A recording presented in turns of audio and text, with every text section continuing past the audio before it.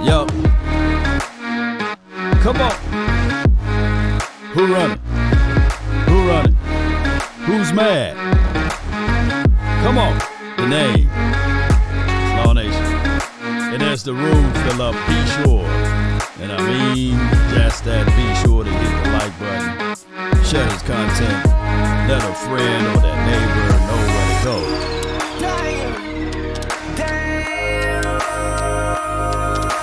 When it's time to tune in, baby.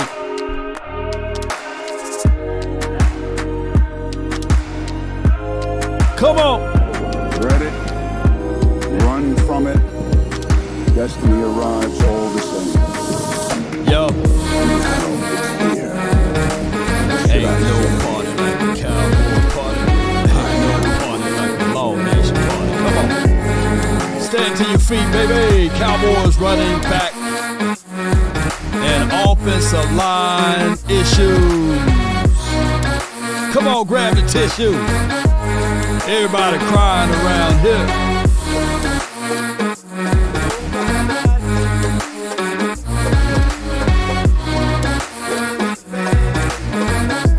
Come on, baby.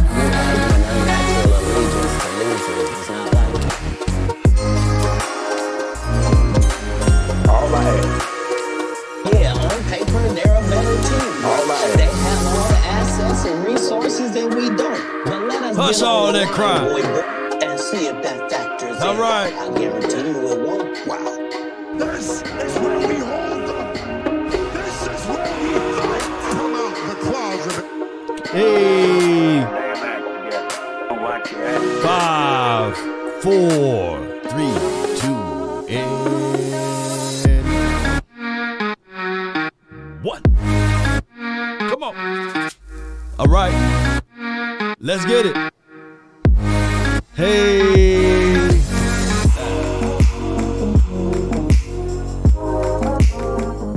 All right. Appreciate everybody for tuning in. The name is Rico Dowdle is what we're going to talk about. And my name is Law Nation. Let's go. Appreciate you, Brandy. Just like Brandy. What's up, Brandy? She says, is Rico Dowdle part of All In? I'm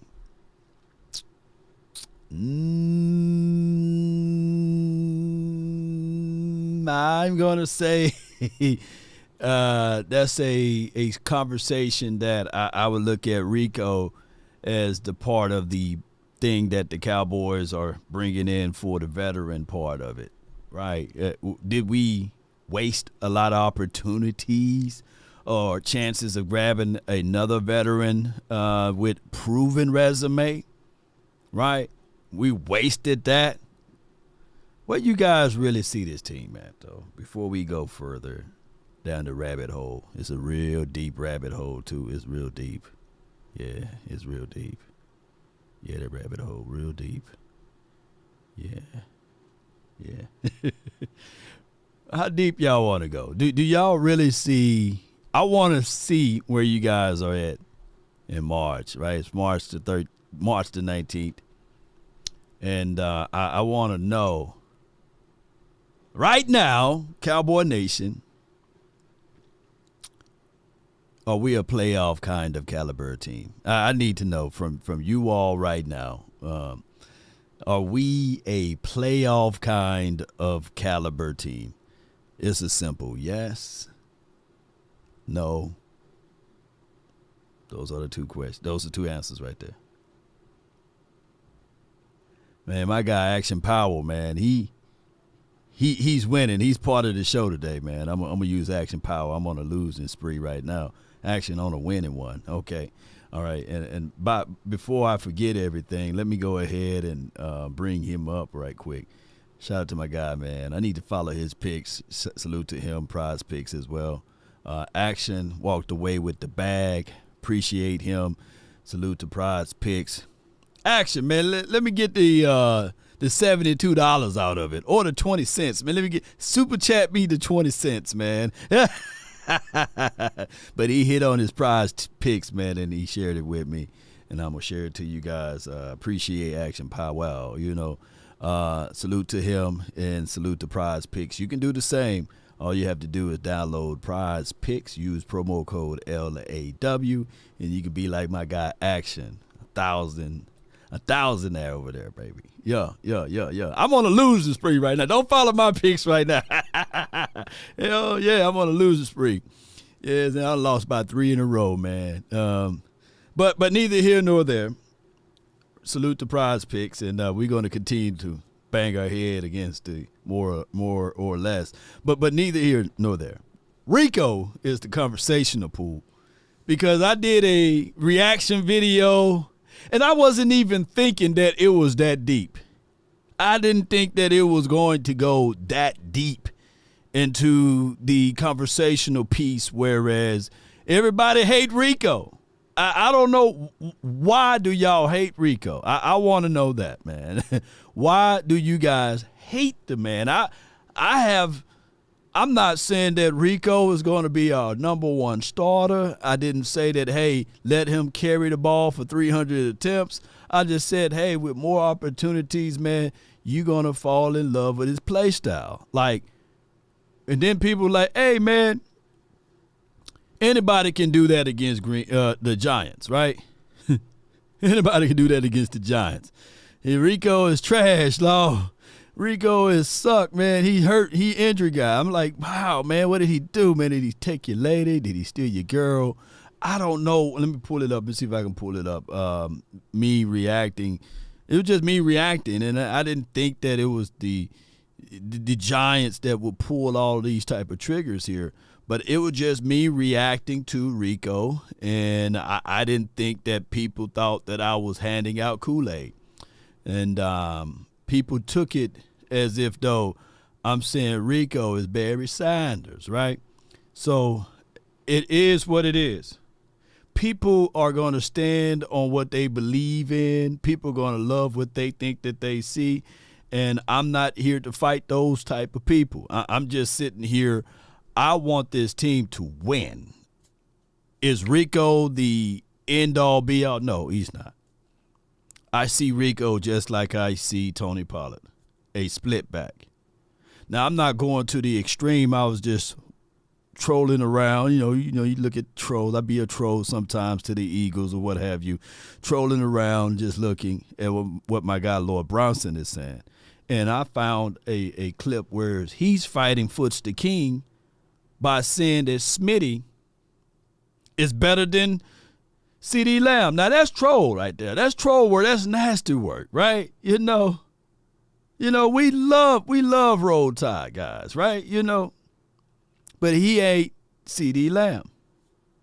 And Foot's going back and forth with him, and my guy Okoye is in all types of fights with Eagles fans and things like that.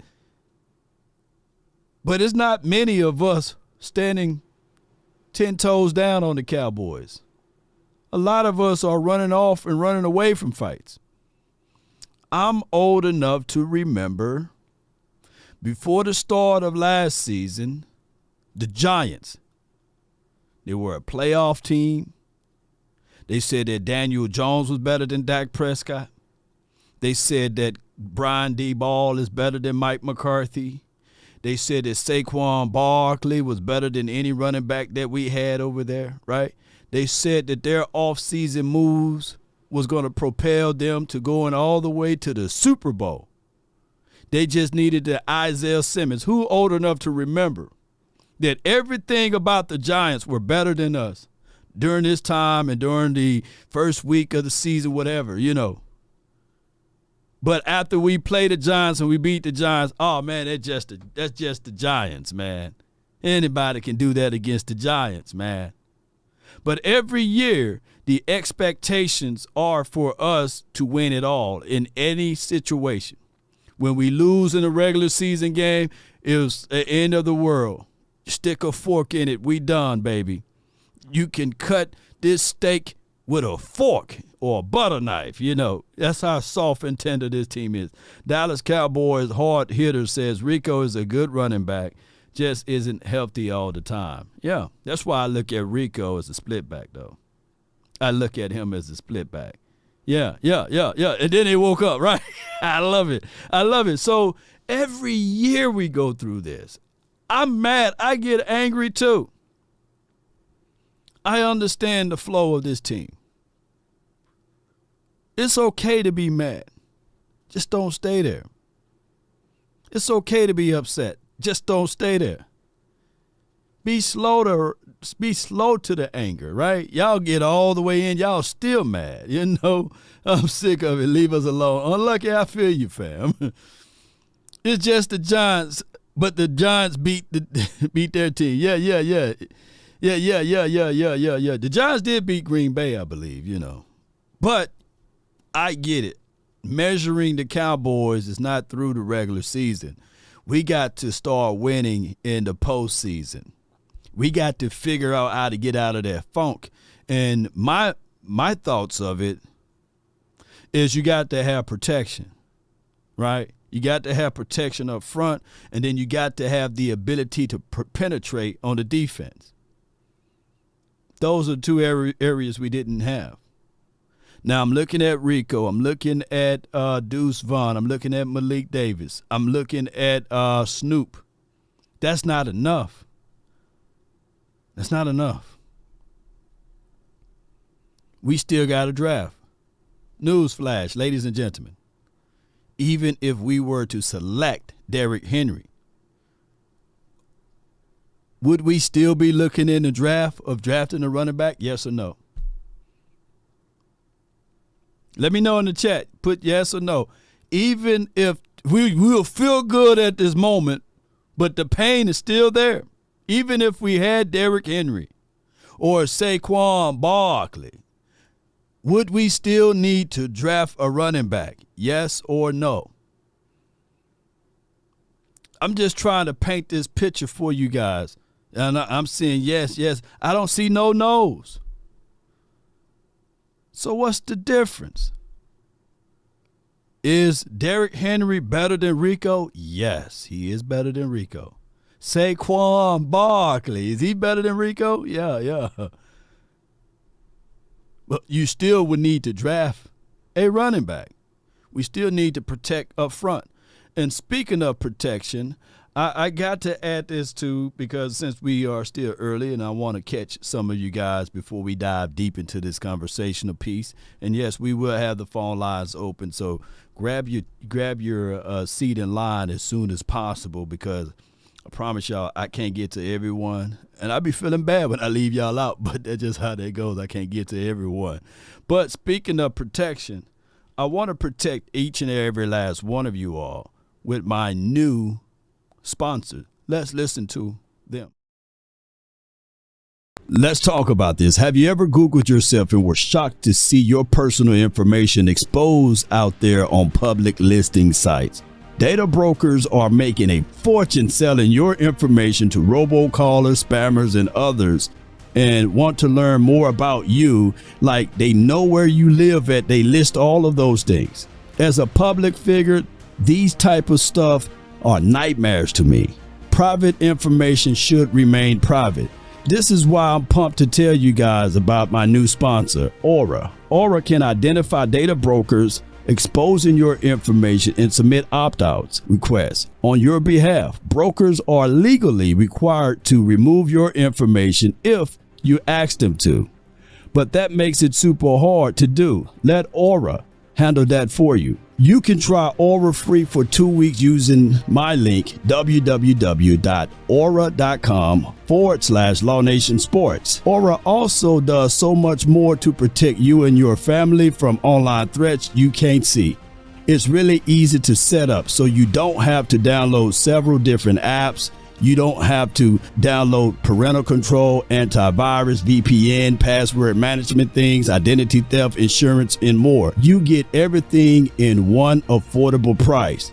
Let Aura do all of the hard work to keep you safe online, so you can focus on the task with a peace of mind. Once again, start your 2-week free trial by using my link and go to www.aura.com/Law Nation Sports. The link is also included in the description box. Let's go. All right. I appreciate y'all for helping me pay that bill right there. And check out Aura. They will do the overall complete protection for you and your family. And you get 2 weeks free by using my promo code or clicking the link that's in the chat there or in the description box. I really appreciate you guys. As I grow, we all grow, right? And hopefully, with all of these influences, the Cowboys can figure out ways to grow as well. All right, so back to the subject matter at hand. The Cowboys running game and offensive line situation. You got to have both. Now, the Cowboys got the 24th pick. A lot of people been talking about the Morgan guy as well as Jackson Powers. I think that the Cowboys may end up drafting the interior guy, and this is how they can do. If it's the 24th pick, all they have to do is sit back. If tags are touching, they can gain more and more picks by sliding back, believe it or not. We ran simulations after simulations, and you can see that you can still get your guy at the 26th spot or the 28th spot, but you can't get too cute. The Cowboys or the Barton kid, you can't get too cute. But before we go into that, a lot of times the league is a copycat league anyhow. The league is flat out a copycat league.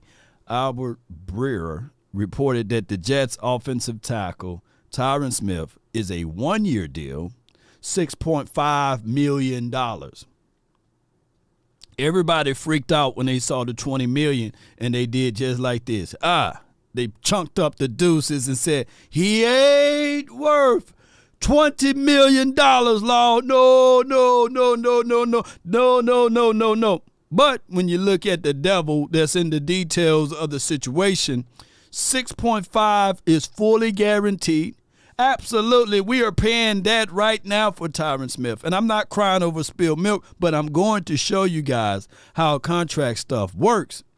Up to $5.75 million first play time incentives. So he gets some incentive stuff added to. So if he get hurt during training camp, or if he get hurt and fall and bust a knee open, bust it wide open. You know what I'm saying? I ain't gonna tell him to bring it back. No. Pause. But that's just how they go. Nobody's Gilbert Arenas around here on Saucy Santana. He got some questionable dialogues there. Go check that out on the Shade Room. But neither here nor there. Up to $6.25 million second playtime incentives. So they're going to absolutely put this man on a curvature, and then he got $250K per playoff win. That's a damn good incentive right there. Yeah, that's a damn good incentive. And $500K Pro Bowl incentive. That's a max deal of $20 million. And I'm going to tell y'all right now that first-time play incentives, they got all of these calibrations and percentages all broken down. So it hit me. I was thinking just the other day, that a lot of people out on Dak Prescott, right? What if you give him an incentive-based contract? Would that help ease your mind, ladies and gentlemen? If you say, okay, well, Dak, we'll give you $5 million per playoff win you win, or $10 million, or $12 million, or $40 million. I bet y'all go with that then, huh? They say, Law, if they give Dak $100 million per playoff win that he win, he won't even get it, Law, because he suck, Law, he trash. Yeah, that would be funny, huh? That would be fun. Give him a $100 million per playoff win that he win, then Dak will win them all. Y'all be saying, stop winning, Dak. But shout out to you, Willie T. Tyrone Church says $13 million to play 13 minutes, or is it 13 mil to play 13 mil? Which one is it? Yeah. $500 million for the Super Bowl. Yeah. That would be a great contract, right? Get to the Super Bowl. Day 3, let's go. Safety and cornerback. Dallas Cowboy hard hitter says that. I won't be mad at it. I'm always down for getting better DBs on this team. But I think that we got some more needs inside, right? So Law, it is my guy Kenneth for the $4.99 for your mind, man. Appreciate you all the time. All right, so he says here, so Law, if we doing all of this drafting, we must be on a rebuild. I'm asking you and the fan base.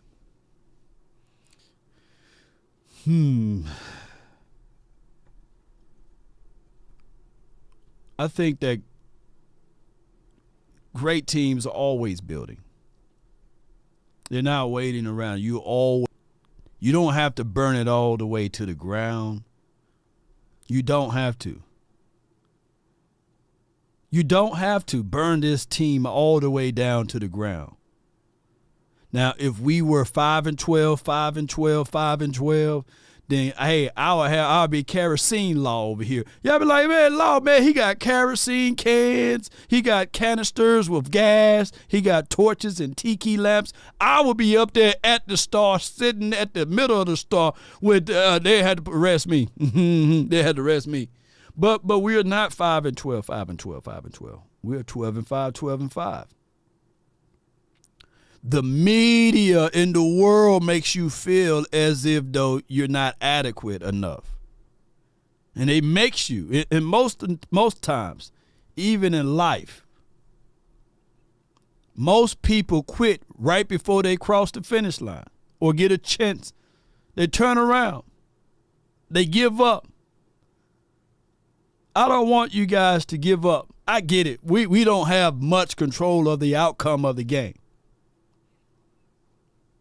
We do have micro influences.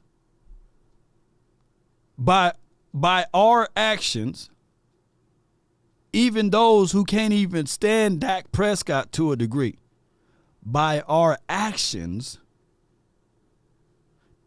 about our truth telling,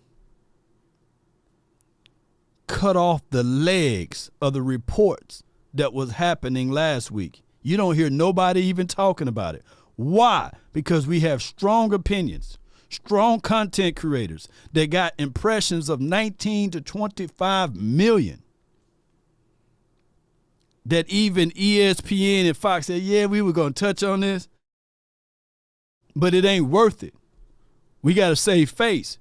So by us banging on the glass loud enough and telling the Jones family, hopefully, we will draft a center. Hopefully, we will draft BPA if possible. Hopefully, they will buy in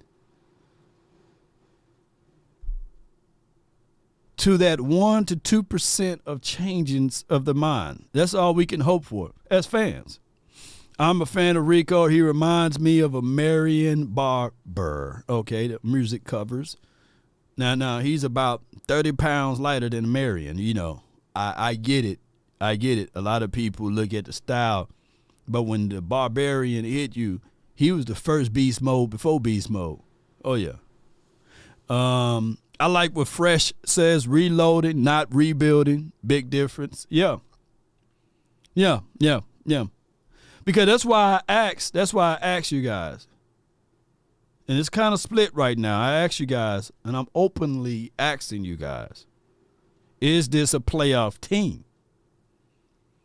And it's March before the draft, and a lot of people said, nah, this is not a playoff team. No, it's not a playoff team.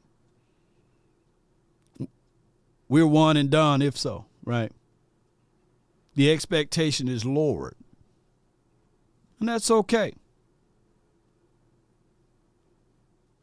So that means that from a connotation is that Tony Pollard was that difference maker. Tyler Biadasz was that all-pro, Pro Bowl center, basically. And, man, we're going to miss out on Tyron Smith. Those are the only three that who else? Gallup. Maybe we're going to miss out on Gallup.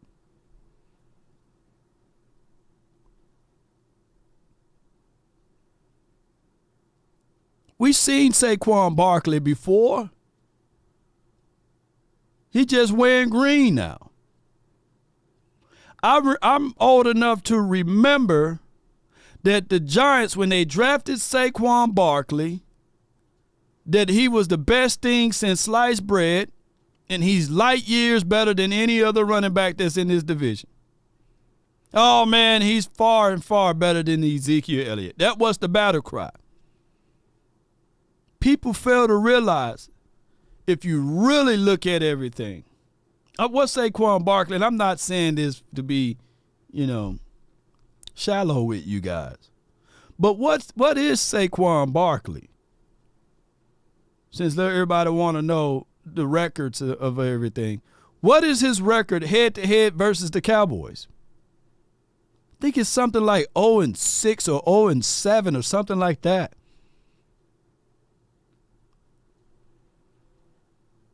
Every year, people would say, Saquon Barkley, man. And they keep the craziest thing for the Giants to do. The craziest thing for the Giants to do. Off of their two most highlightable moments versus the Cowboys was the Odell Beckham catch. They lost in that game. And that Saquon Barkley leap, they lost in that game. But those are the two most highlightable moments of their star makers versus the Cowboys. I remember, who remember that Saquon? He leaped, I guess, from the 5-yard line all the way over our Cowboys. Sean Palmer says he's 0-10. Right. So I'm not, just because he's going to the Eagles doesn't mean that, now we should be in fear of Saquon, right? Now, will it be a taller task and a more difficult one? Yes, it will be a difficult challenge. It will be. It will be a very difficult challenge. Hey, Ray says OBJ is available. Unless you got a time machine and I can go back in time and get 6 years ago OBJ, I don't want him, man. No way.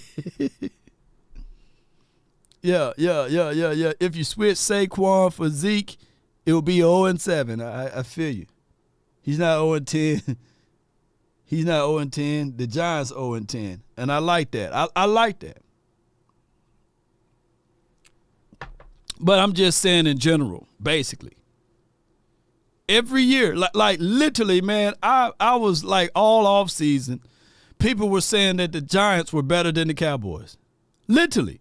Daniel Jones better than Dak. I literally seen it with my natural eyes. Everybody was good. The coaching staff, everything.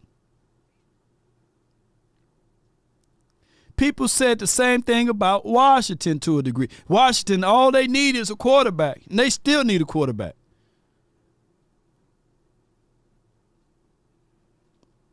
Oh, the Eagles, man. Name me a year the Eagles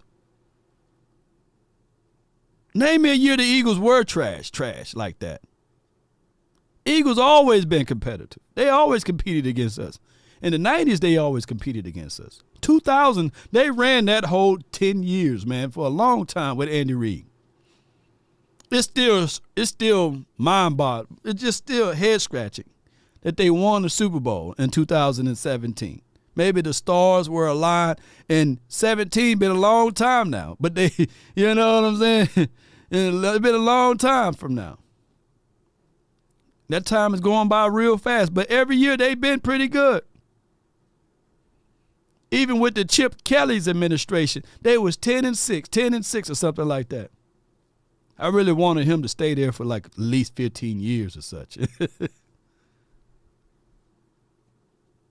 But they've been competing every year is what I'm trying to get at. It's nothing new. It's nothing new. And we're going to beat them, and we're going to stand tall just like we do every year. It was a technicality that we didn't sweep those boys last year. And look at all, they moved heaven and earth. Heaven and earth. They tried to, at least, to get those players over there. And they doing the same thing. I'm not dogging their philosophy. That's a good look for them.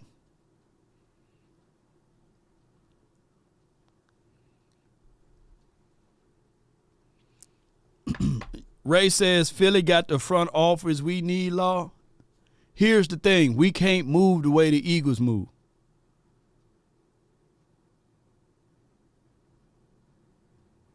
Teams won't negotiate with us like they do with the Eagles.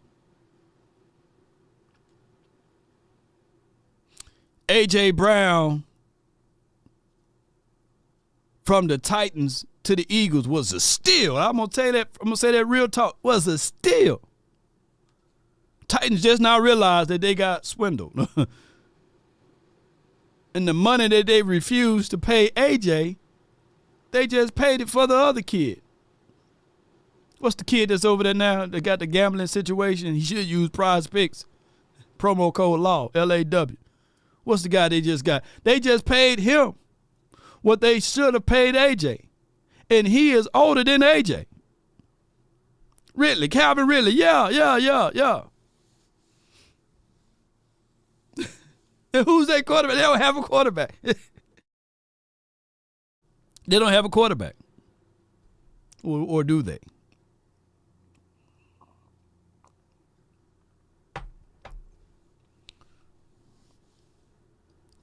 Look it up, man. Is Calvin Ridley older than A.J. Brown? Y'all let me know.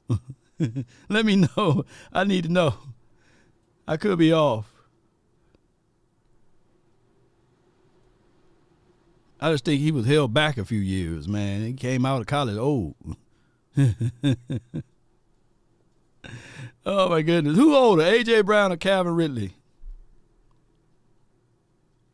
Yeah, they still searching for that quarterback. Will Levis, okay. Levis nice. I like him. He got high upside, though. He got high upside. I like him. He got a strong arm. All right, let's look at the Cowboys cap breakdown. We got additional money now. We got around $7.8 million, close to $8 million. Damn, Ridley just turned 30. He dead his age, man. Calvin really dead his age, man. How he get that old that quick? Time machine. Telling you the Mandela effect. I'm telling you. Calvin Ridley, Mari Cooper, same age. All right, so right now we're paying our quarterback room. Right now we're paying our quarterback room a lot of money. We got it down from $5.9 million to $5.5 million for Dak Prescott. Lance getting 5.3. Rush getting 2.8. You might as well round it up to $3 million. That's a lot of money, ladies and gentlemen, for to be sitting on the bench holding the clipboard. And in our running back room, we got Rico Suave Dowdle. Rico is your highest paid running back so far. And then you have Malik Davis, who one can argue before the season started last year, everybody was banging on the table. Give Malik a chance, man. Give Malik Davis a chance. Well, he'll have his chance. Deuce Vaughn and Snoop, not dog, but Connor. So those are our running back room. If I'm a betting man, the Cowboys will draft a running back. Somebody said Calvin Ridley was 25 when he was in high school.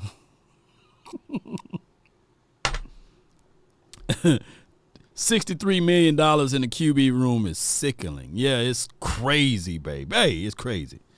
Let's look down and my guy Hunter. I think that, I know a lot of people want to can Hunter, but he's okay, y'all. He's going to be all right. All right. We're looking at, let me see, make sure I get it all down here. Appreciate everybody for jumping in.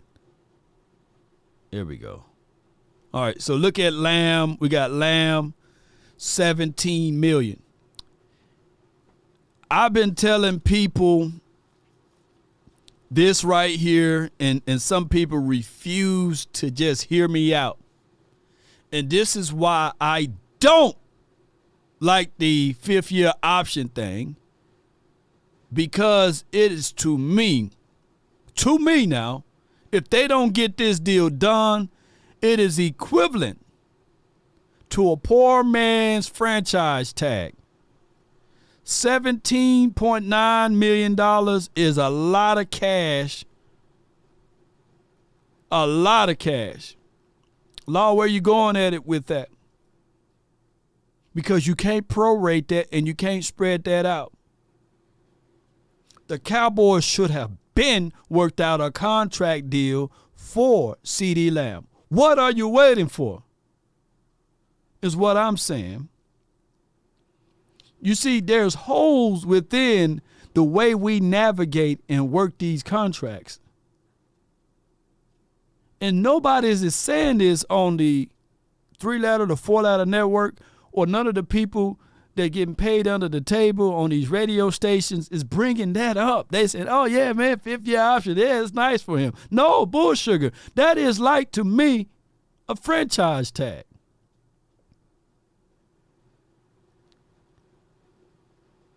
There's another player within the confines of that. We sitting on $7.8 million now, of course.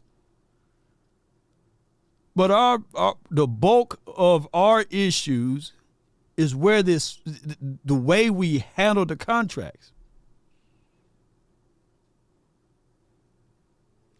But you guys are so fixated on, hey, man, you can't pay the quarterback. You can't pay the quarterback this. You can't pay.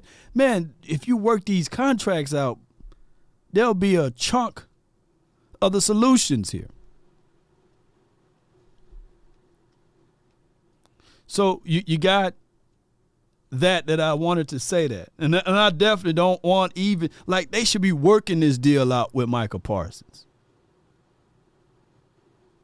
Already, he shouldn't even let this thing go into his final year of his contract and then seeing whether or not you're going to tag him, express him out, and these sorts of things. Look how many moves the 49ers have made because they went on ahead and paid Bosa. Because they went on ahead and paid their players. That's why they still making moves. All right, so we got a list longer than Shaq feet with all of these wide receivers. I still haven't did my math homework on McMath down there. Y'all say he's a taller, nice wide receiver. I need to do my homework on him. I still haven't done that yet. Been too busy. Kevontae Turpin, Jalen Brooks, David Durden. They really like David Durden. Reports coming out, man, that they really like David Durden. And he may be a guy that can turn a few heads around. And he may shy away from some of the draft picks that we may go out there and do this year, believe it or not, wide receiver. Cropper, they really like Cropper too. We got a lot of Jalen's on here. Got a lot of Jalen's. Tight end room. They really like Ferguson, of course. John Stevens. Truth be told, that this dude right here, Peyton Hendershot, was in the doghouse for a long time. They're not finna move on from Schoonmaker. He's here all the way to the year 2026 with a hefty price tag, too, by the way. He's making more money than any of the tight ends. Princeton Fant, he got 1 foot in, 1 foot out. He could be a cap cut casualty or what have you. Shout out to him. Shout out to him, though. He's a guy that you can also play at fullback, too. So let's see how his role will be for the 2024 offseason. Zach Martin, Terrence Steele, Tyler Smith, Josh Ball, Matt Well, let's go, Brock Hoffman, Dakota, not Dak, Shepley, Awesome Richards, TJ Bash, Earl Bostick, and as well as Chuma, who I think is going to be out the door. Those are our offensive line units. You got to understand they love to play favorites. They're going to stand on that tall hill with Matt Walesko to prove that they were not wrong. So think of him being here for at least until the year 2026. Well, let's go gonna be here, baby. Hoffman, we need to see whether or not what they're gonna actually do with him.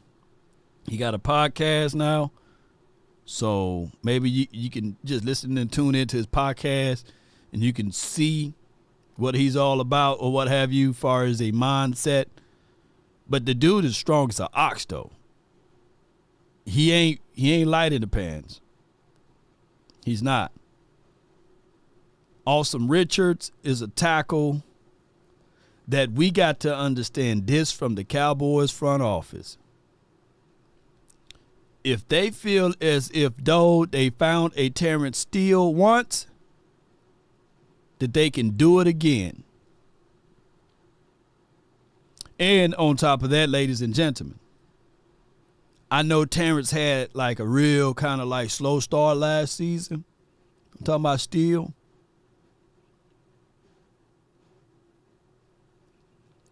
But the season before that, everybody was sitting there like, hey, we were wrong. We were wrong. Because when he was healthy, that dude was getting to the second level, pancakes.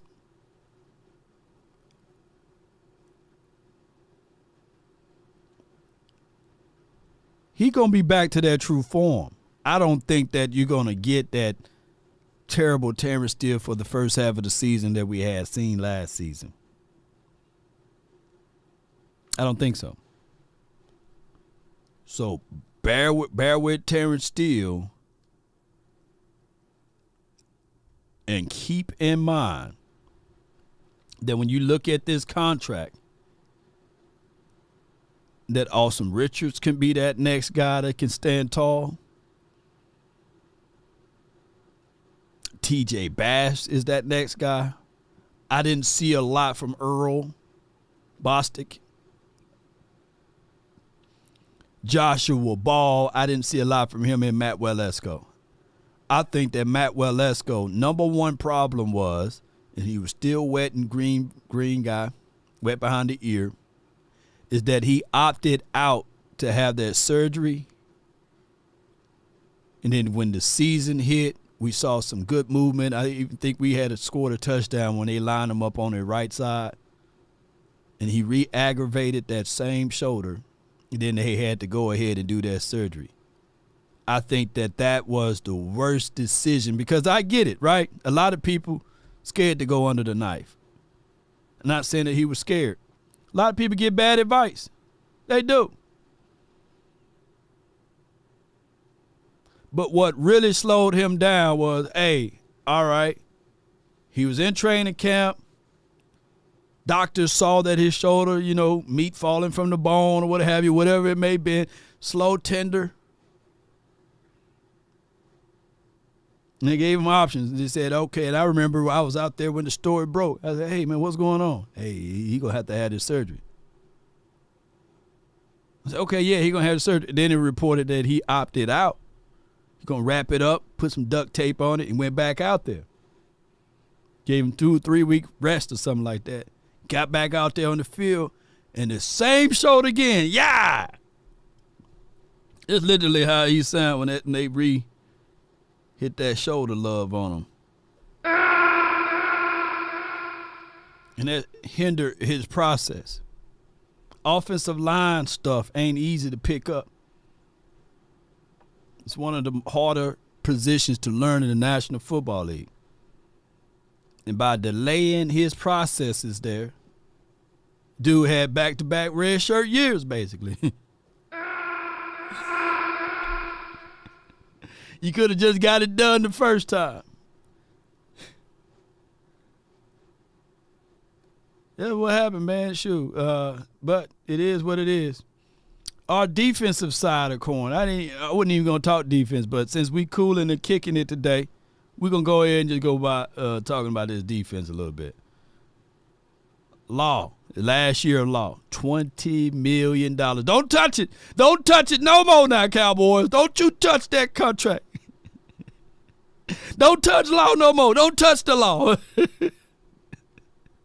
Hey, you know what I'm saying? DeMarcus Law, you know what I'm saying? Oh, man, you got $20 million hit. Let's move this around. No, don't touch it. Go into the avoidable year just like you doing, Dak. Just go ahead and just rip that Band-Aid off this year, huh?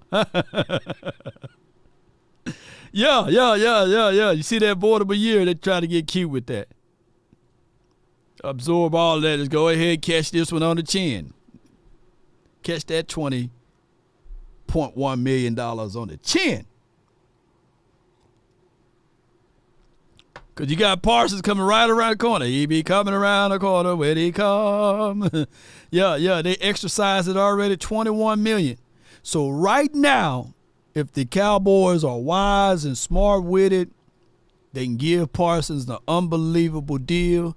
That 21 will go away. His cap hit will be anywhere between 10 to maybe 13 million for 2025, and you can spread that thing all the way out.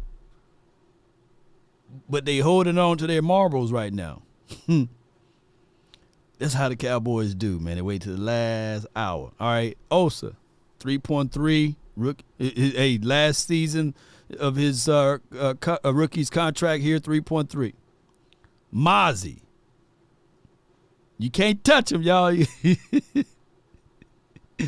Yeah, you got 2024, 2025, and 2026. Watch, around 2026, y'all be like, hey, man, you look at that dude, man. Go ahead, extend Mozzie. Sam Williams, you're getting cheap labor from him right now. Chauncey. We don't even know who Chauncey is. We don't even know what he can do. That's how terrible this thing been as far as the back end of this roster. I don't even know who Darrell Johnson is. I'm going to have to look that up. And then Jonathan Hankins, we need him. We need to figure out a way to get a big boy. I can't have Carl Davis being my interior only big guy. I can't have it. I can't deal with it. I can't live with it. So that's a big major need right there. All right, so far as our money side on the linebackers room, Overshown, Clark, Buddy Johnson, and Eric Kendricks. It's not enough, ladies and gentlemen. It's not enough. It's not enough. It's not enough. Clark being a hurt guy, that last season was his first year back really in the full off season with the Cowboys in a full 17-week schedule, but he was playing out of position the entire year.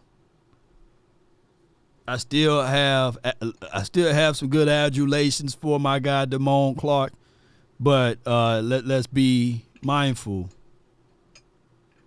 that you got to look at him now as this is his first year being a linebacker.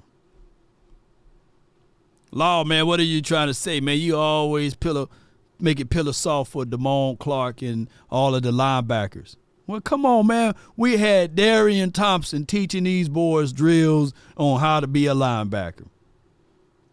And Scott McCurley, that I know for sure, without a shadow of a doubt, that my guy, J-Tuck, would be a better coach than Scott McCurley at linebacker. J-Tuck got more experience than Scott McCurley coaching up linebackers. Like literally, the Jones family can literally pick up the phone, call my guy J-Tuck, and say, hey, man, you ever thought about living in Dallas? Have you ever thought about being a coach as a linebacker since you play linebacker? And he would literally, his resume would be better than Scott McCurley's. And Darian Thompson, by the way. No offense to Darian Thompson. Let me know if I'm lying. All right, we got our secondary right here. Appreciate everybody for jumping in. The name is Law Nation. Do me a huge favor. Hit that like for me. Hit that like button for me.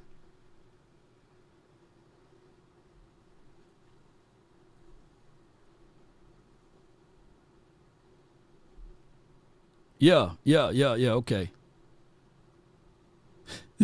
Daddy says, no, I'm talking about what's his name, Darian Thompson? y'all leave me alone. What's his name is Darian Thompson? That's his name, Darian Thompson. I thought his name was Darian Thompson. Y'all messed me up. Yeah, I know it's a Darian Thompson or Dorian Thompson that plays the quarterback for the Cleveland. I think I'm right, though, right? His name Darian Thompson, right? I know I ain't crazy. I might be getting his name mixed up. But he used to play for the Cowboys. Or is it Jay Thompson or something, you know? I need to know. Now I'm intrigued now.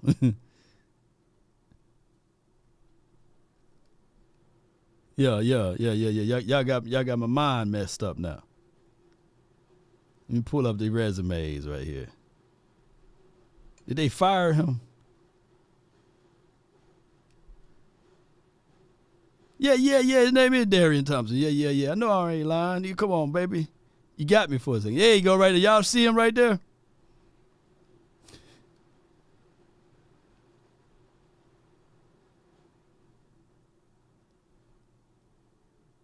Darian Thompson. There you go, right there to the far right. There you go, qualities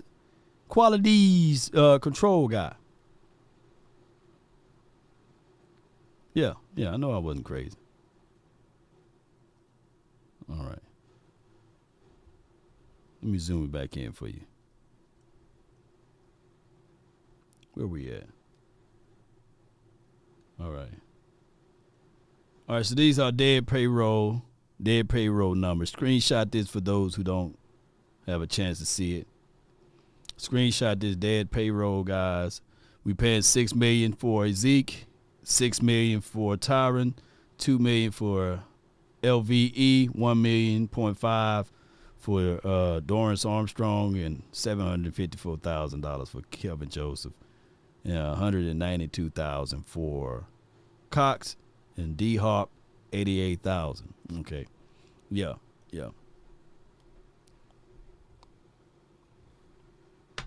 All right. So appreciate everybody, man, for that. Let me go ahead and get this conversation going for the quarterback conversation.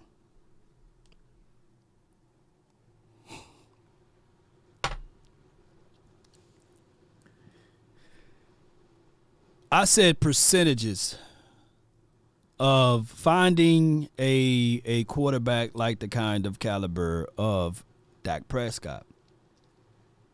But before we go there, I want to play this one more tribute to my guy, the Wolf Hunter.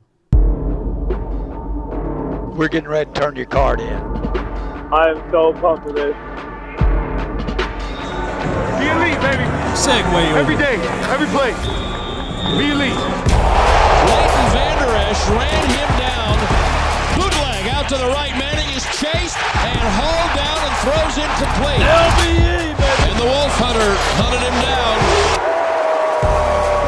He throws it over the middle, intercepted by Vander Esch at the 35. Chased out of the pocket. Hit him, big. Sack, fumble. LVE has it and runs it in. Flushed out, runs, sack. Vander Esch is going to get this one. Come on. Here, baby. Every play, man. Let's go. You know what we got to do today? You know what we got to do today? Yep. Hey, man, at the end of the day, this game's going to come down to who does their job better. Lead on the field. Be calm in the storm. Communicate. Yeah. That's Leighton Vander Esch, man, tribute, man. Thank him once again. I always love to give some positive inspiration and motivation. Shout out to Mama Vander Esch, too. And she said that her son put it all out there on the field. It's just a matter of circumstances, and he took the safest route to not getting back out there because one more hit could have been devastating, right?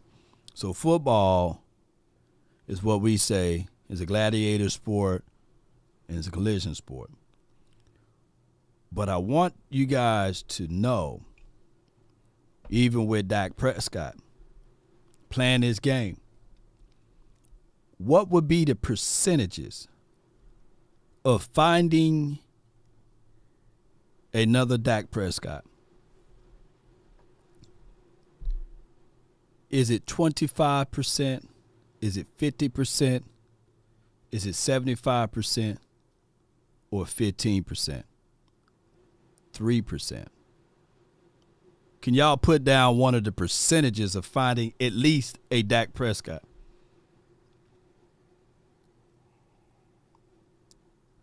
Ray says a 5% chance, 15%. Kelvin Hicks, A.J. Jones. Is that Coach A.J.? Is this Coach A.J.? At 5%, 3%, 20%. There's one answer already right on the screen right now. Let me see if somebody else get the answer right. 50%.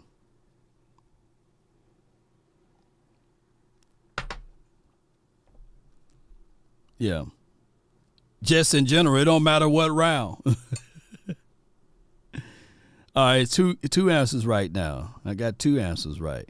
All right. The price is right, baby. Come on. Y'all guess that percentages. Hey, it's 100%. Somebody said, if VI said, hey, it's 100%, you can find another Dak Prescott, man.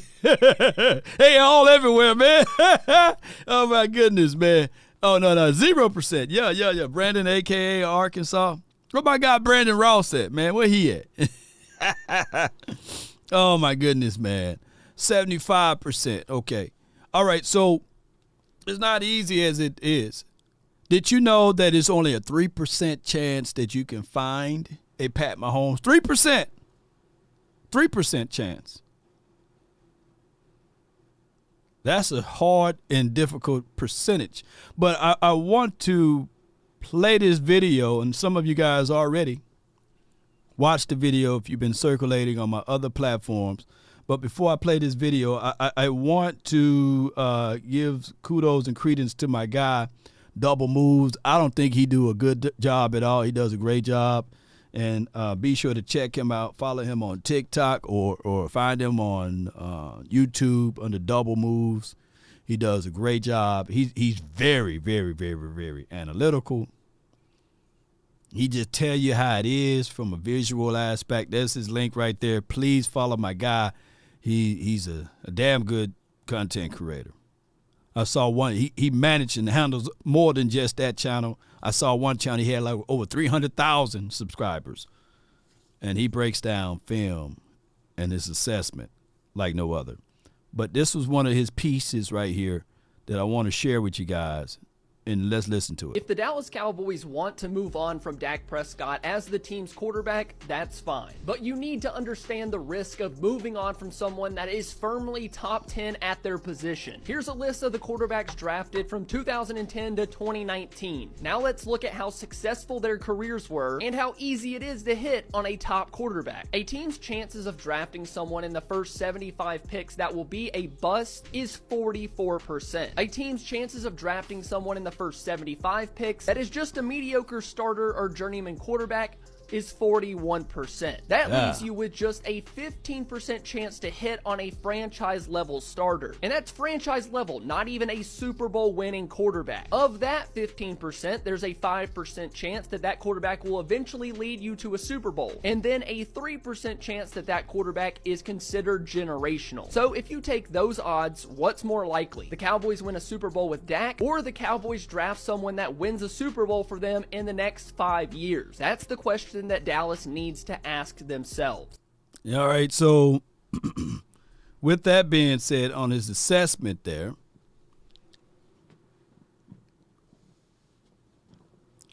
%15 chance of finding, maybe Trey Lance is that guy, 15%. Maybe Cooper Rush is that guy. Likely, if they are, it'll be stranger than seeing elephants fly. It'll be stranger than seeing elephants fly. You would think Dumbo is real in this universe, right? And we ain't talking about Earth 15. So you are playing around with fire, and then you got to contextualize the aspect of how the Cowboys really do think. Outside of Tony Romo and Dak Prescott, these boys were willing to roll with a Ryan Leaf at one point. Who remember Ryan Leaf? Drew Henson, Tony Banks. I mean, the list is longer than Shaq feet. It's a gambler's chance at this. And we ain't talking about Prize Picks. It's not more or less. So I'm trying to ask you guys, are you willing to search for that 3%? Now, that 3%, if you hit, ooh, wee. Oh, my goodness, Chad Hutchinson. Ooh, y'all going deep, baby. Quincy Carter didn't get a fair shake at it. Well, Quincy got in his own way, too, though. But he did take the team 10-6 one year, you know. With that particular team, they were 10-6 one year. Yeah. Chris Blunt says, yes, I'm willing to search for that 3%. You willing to search for that 3%? Oh, my goodness, my battery. You said it so crazy. My battery went off on my phone, on my camera. Hold on. Y'all bear with me while I switch out this battery. Y'all bear with me. I don't know what. I think my charger, my endless supply charger life is failed me. So y'all bear with me. But man, that is the situation. Anthony Wright, yup.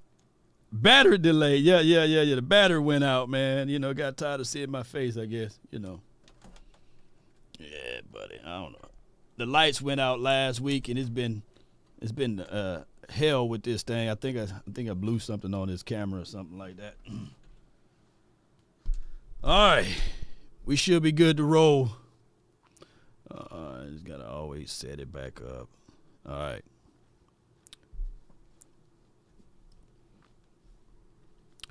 Somebody said we got lucky with Romo. Now the 3% is very intriguing. But you got to also quantify that you got to have other pieces at play. I don't think that we will have the Pat Mahomes that we have and have a chance to see good football play from if Pat Mahomes never merged in with Andy Reid too. You know, that was a very pivotal thing. Andy Reid made Donovan McNabb look good. Andy Reid took Donovan McNabb to the Super Bowl. So let's not get it twisted now. And they booed Donovan McNabb when he was drafted too, by the way, the Eagles did. And they were like, oh, yeah. I wish, man, if I had a time machine and I could make some things happen, I wish I can see Andy Reid and Tony Romo together. See how that would have looked. Beast mode in an alternate universe. Pat Mahomes and Jason Garrett, boy. Everybody like, hey, man, that coach Jason Garrett, man, he's really good. He's really good. Yeah. We had an old Drew Bledsoe, though. You know, Bledsoe was moving around like a statue. Like, God, dog, that brother can't move at all. Yeah.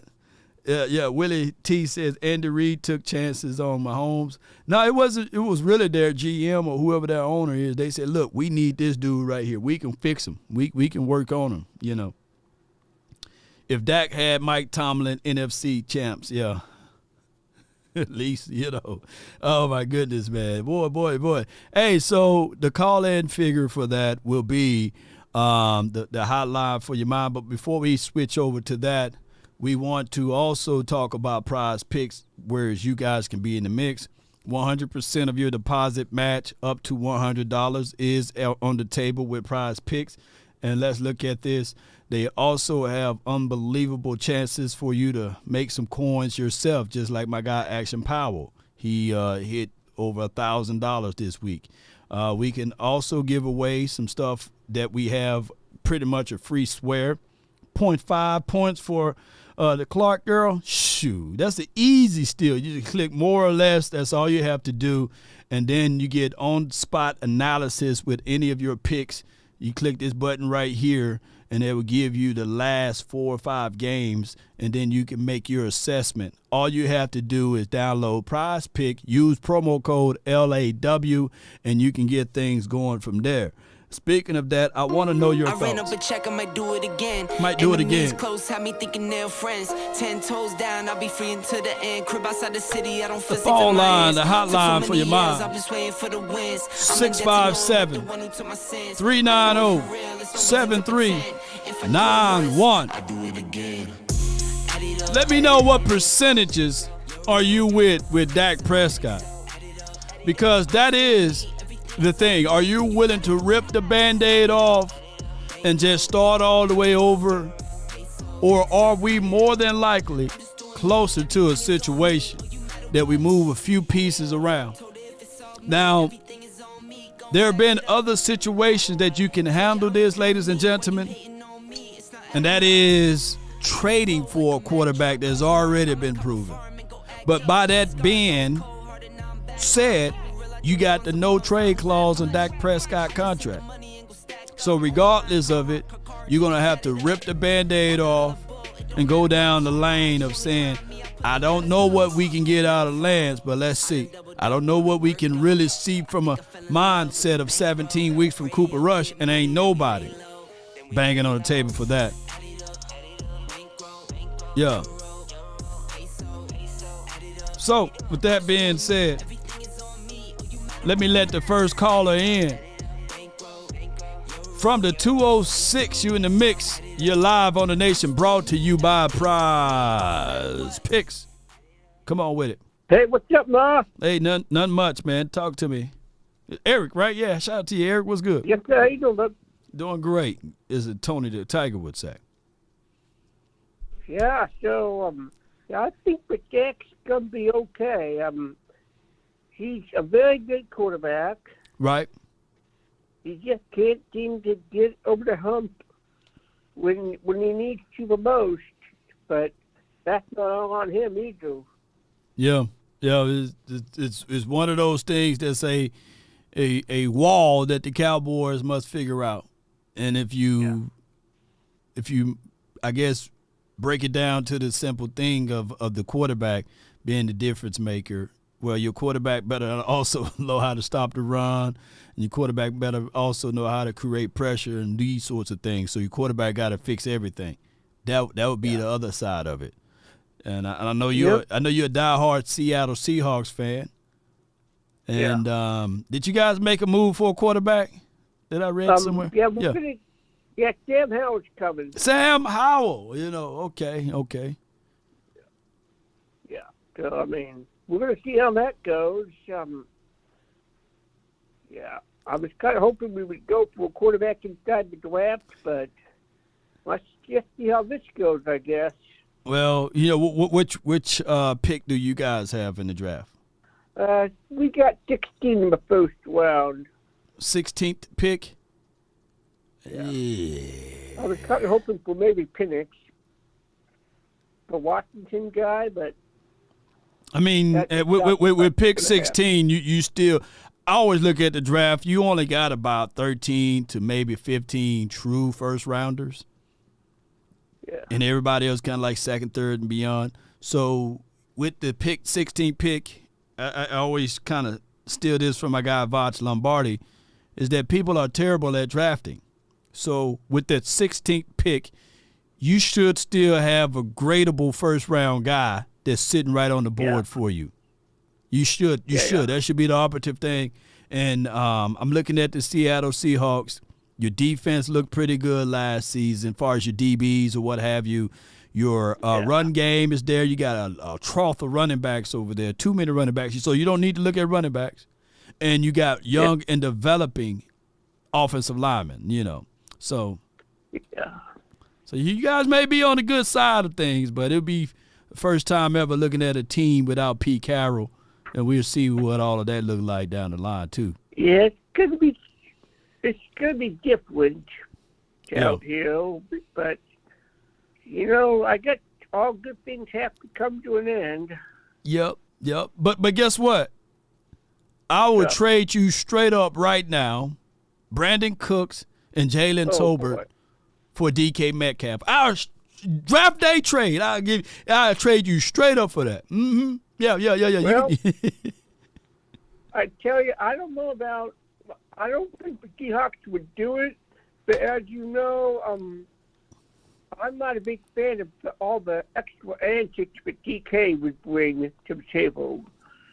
So for me, that would actually sound good, but I don't think it would happen. Yeah, I already know, man. I still want my guy DK. He want a Mississippi boy. Yeah. But I appreciate you, Eric, for calling in. You got one more thing to tell us, man.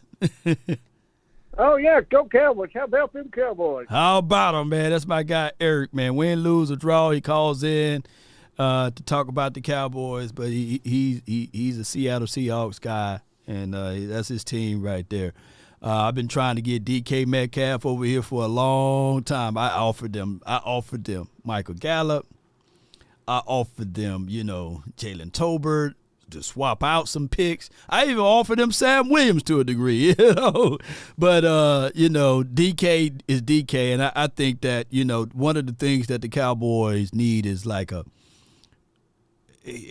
big physical type of wide receiver like him. I do like his skill set. But neither here nor there. I got the next caller, Coach A.J. Jones. Man, you're live on The Nation, brought to you by Prize Picks. From the 316, you're live, Coach. Talk to me. Didn't I tell you we were going to lose some more D linemen to Washington? Yeah, you did say that. You said that. Right about now, the way these people are playing with Dak, talking about they don't want him, go around and look what they're giving to quarterbacks right now.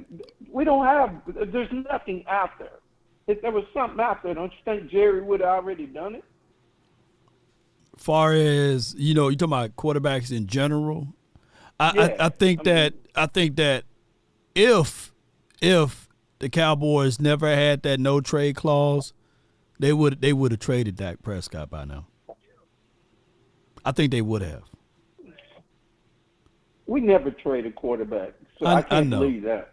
I just think that they not. To me, Coach, I just don't think they all in. Not as far as what they're talking about, far as the players would have. I just think that they are not all in on Dak. That's just my thoughts. I could be 1,000,000% wrong, though, Coach. It's amazing how many fans don't realize what it takes to win. As Dez Bryant put it the other day, it takes more than a quarterback. It does. The difference between the Niners and us, look at their defense, folks. They've taken 4 quarterbacks. They had Kyle Kaepernick, the other guy, the porn store Jimmy. Yeah. Got rid of him. And then they went to Trey Lance, and then they got to this guy. Yeah. But their defense stayed in the top 5 the whole time. Yeah. Where's our defense ever in the top 5? We'll be in categories, but not overall. Like that stuff the Ravens and the 49ers were doing last year, first in every single category or second. We'll be in categories. Like, for some strange reason, our team literally don't accumulate a lot of sacks. We got a lot of pressures, but in the last 2 seasons, we dropped off on sacks, man. But we were doing it in 2021, but we just kind of fell off on sacks collectively. Well, once that guy gets to about week 12, week 13, his body's wore out. Yeah. Because he's so small, he can't put pressure. They ain't teaching him no technique. Oh, you talking about Parsons? I ain't gonna say no. My bad. You said it yourself. I mean, oh my God! You have to teach some technique for him to get over that hump.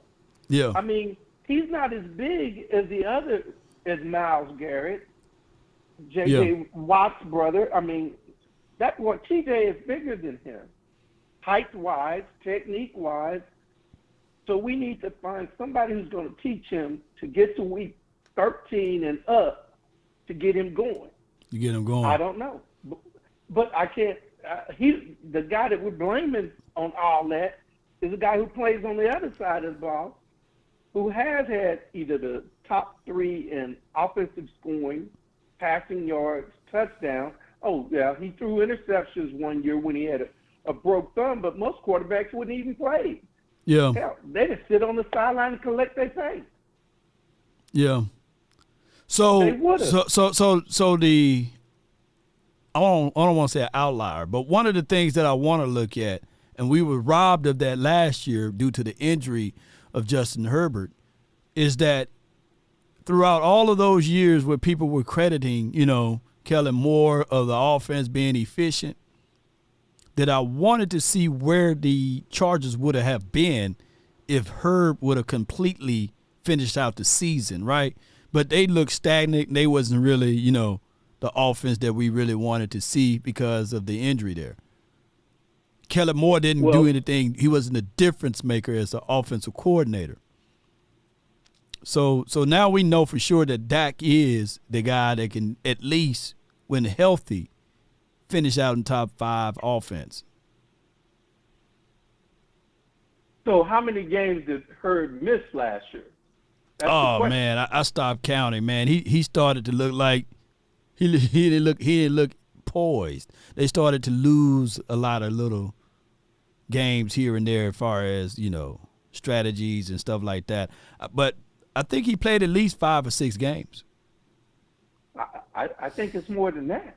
Did he? Yes. Damn, I'm going to have to go back and look at it. But they wasn't really like, hey, man, look what the Chargers doing on offense, man. They wasn't like that team. So you're and everybody and their mama and uncle cousins all keep saying that Herbert is a top 2 quarterback. Right, top tier indeed. indeed. To say he's top. I'm going to say they go Joe Burrow, Herbert, and they don't even bring up Lamar until they get about 8 or 9. Oh, you got Josh Allen in there too. Yeah. So, and none of those guys, and Justin Herbert hadn't won a playoff game, barely made it to a playoff, and he's $250 million. You don't hear nobody complaining about his pay. Mm-hmm. So why do Cowboy fans get all up in the panties on our quarterback? I mean, because that is the way the drama for your mama is built. It's always talked about the quarterback. Of course, they talked about Roger Staubach and as well as Troy Aikman to a degree. So it's just going to be like, Tony Romo, Dak Prescott. It's just how it goes, man, when you got that silver and blue on. But I get it, we starved of a Super Bowl, but that's just how it goes. They're going to talk about them. You don't think the Chargers are starved of a Super Bowl? They've only been to one. Oh, I see where you're going at it with that. Oh, yeah. You don't even hear it. Yeah, you don't hear it. When have you heard ESPN get on them about, it's been 30 years? Hell, they're in the same boat. Or worse. Yeah, or worse. Yeah, you're right. Yeah, you're right. They've never won one. I mean, Cincinnati, it's been over 30 years now. Joe Burrow took them there, but they ain't won anything. Yeah. I mean, I just want to know where do these guys think they're going to find a quarterback. And, I got some buddies on the Indianapolis. They still think they would pay Dak the $50 million and think nothing of it. Let me tell you this, though. Let me tell you this, though, because we got a lot of people on the line, Coach. And flip it back over to defense. These guys going to have to want it. And remember, I talked to you last week, and then you got a chance to talk to that guy. We ain't going to put his name out there. But he was, yeah. But here we got a guy that's here in Dallas, right, that works and help these guys grow. And you got those that's here in Dallas that's refusing to go work with that said guy. And you got people coming from Eagles land that's coming to Dallas to work with him. Did you know that? We got Jordan Davis coming here, and we have also Nolan Smith coming here. And we got Mozzie right down the street, and he ain't going. That don't sound right, bro. That don't sound right. Yeah. What it sounds like to me, we're just building to get to week 17, and that's the other problem. Right.